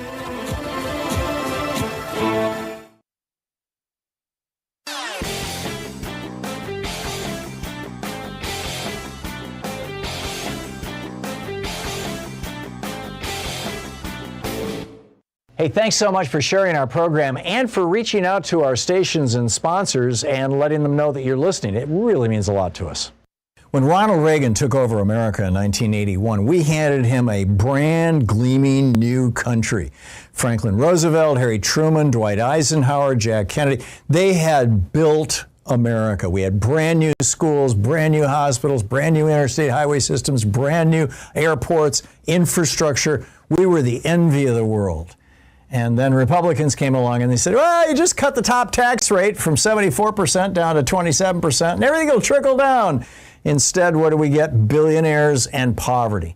They said, hey, just deregulate guns, an armed society is a polite society. Instead, we've got more school shootings than anywhere in the world. They said, just kill off civics and history classes in our schools and liberate our young people to focus on science and math. Now we've got people who don't know how our government works. I mean, it just goes on from there. There's a whole rant about it over at HartmannReport.com titled FDR Saved America, Then the GOP Ripped Us Apart. Check it out. Welcome back. 9 minutes before the hour, and we're picking up your calls here. Denise in Elizabeth City, North Carolina. Hey, Denise, what's up? Yes, Mr. Hartman. I just had one thing I wanted to, I disagree with you on Senator Tillis of North Carolina. On Thom Tillis, okay. Yeah, I think he's a one-trick pony. I mean, 100% of the time he goes for whatever Trump wanted. Yeah, I agree. And this one time that he decided to get some heart, but he voted against this big, beautiful bill. And I think because he knew that Ray Cooper was coming in, the rumors, and the last time he only won like 1%. So I think he read the tea leaves, and he made that decision not to run again. But those decisions Denise, forgive the interruption, but I want to understand what you're saying. Are you saying that you think that Thom Tillis dropped out not because he was going to vote against Trump and against this big bill, but because he was pretty sure that he couldn't beat Roy Cooper? So what the hell? Let's just get out of Dodge right now. Reputation intact and get $1 million a year job as a lobbyist. I think that had 90% of his decision. That makes a lot of sense. I really do. And like this vote for this federal judge, he voted for him. He voted. If he was so against Trump, why would he not vote against his conscience? He's noticed this gentleman is horrible for the American people. So why would he, if he was out and I'm gonna do the right thing, why would you vote for him? But he didn't. He's feathering his nest. He ran on party, and the Secretary of State vote. North Carolina has all the military bases in it, and the naval base is 50 miles from the eastern North Carolina. He knew this gentleman was horrible for the military. He voted for it. So I think he's just right. I think he's just a one-trick pony. Yeah. Okay. But I do have another. I do have another question, sir. This reduction of the Department of Labor is planning on reducing for the home health industry. I don't understand that. Why would they do that when there's so much need there? There's so much need, and then they're gonna cut out the overtime. So if you're making, let's say, $15 an hour, and now you're gonna go back to let's say $8, that's gonna destroy that industry. Destroy it. So I understand what's the point? I really don't get that. Is it evilness or I don't understand. I think that's probably part of it, Denise. These guys, they have this knee-jerk reaction to any kind of regulation. And so, agencies like the Labor Department that oversee, folks like the home health care industry, they just want to, they believe that raw, naked capitalism, without any oversight and is always going to be the best way because they're greedy capitalists. And what's bizarre, to your point, is that if wages start dropping because of a lack of regulation, historically what's happened is when wages drop, who fills those jobs? Immigrants. But there aren't going to be any immigrants anymore. So what's going to happen? You're going to have massive shortages, or they're going to have to start paying better, or both. So we'll see. We'll see. But not holding my breath for this administration to do the right thing on any account. Denise, thank you. Thanks for your thoughts on Thom Tillis. I think you're absolutely right. Appreciate the call. Oh, thank you, sir. Yeah, good talking with you. Thank you. Harvey in Joliet, Illinois. Hey, Harvey, what's on your mind today? Hi. I think I have something that everyone is missing in regard to Pam Bondi. Okay. And you are the top cop of the nation, correct? She is now, and she was in Florida during the years that Jeffrey Epstein was doing his dirty deeds. And she was bragging about busting child predators and did bust a bunch of them, but she never went once near Epstein. All of this subsequent to Trump sending her a big check. Yeah. Okay, this is what I think everyone is missing. You are the top cop. You view incredibly vivid, extraordinary, insane evidence. You have these people ID'd on video, audio, pictures, and you even have correspondence.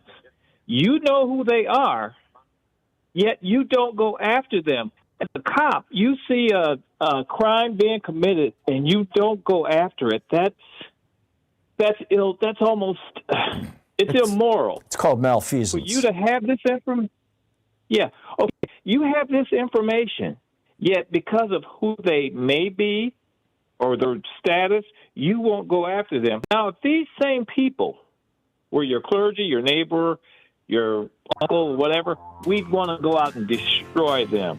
This seems to be the equivalent of fugitive, only times 10. I'm with you, Harvey. There's no doubt in my mind Pam Bondi has been engaged in, if not a cover-up, at least a look the other way ever since her days as AG in Florida, after Trump wrote that big check to her and suddenly she dropped the investigation into Trump University and the fraud there, and then never again looked at Jeffrey Epstein. There's something stinky there. Harvey, thank you for the call.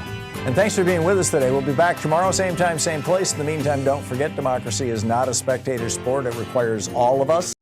Keep in mind, Donald Trump was only elected by 26% of eligible voters. Get out there, get active, tag, you're it. Have a great afternoon. I'll catch up with you tomorrow. You've been listening to Thom Hartmann. For audio and video archives, visit thomhartmann.com.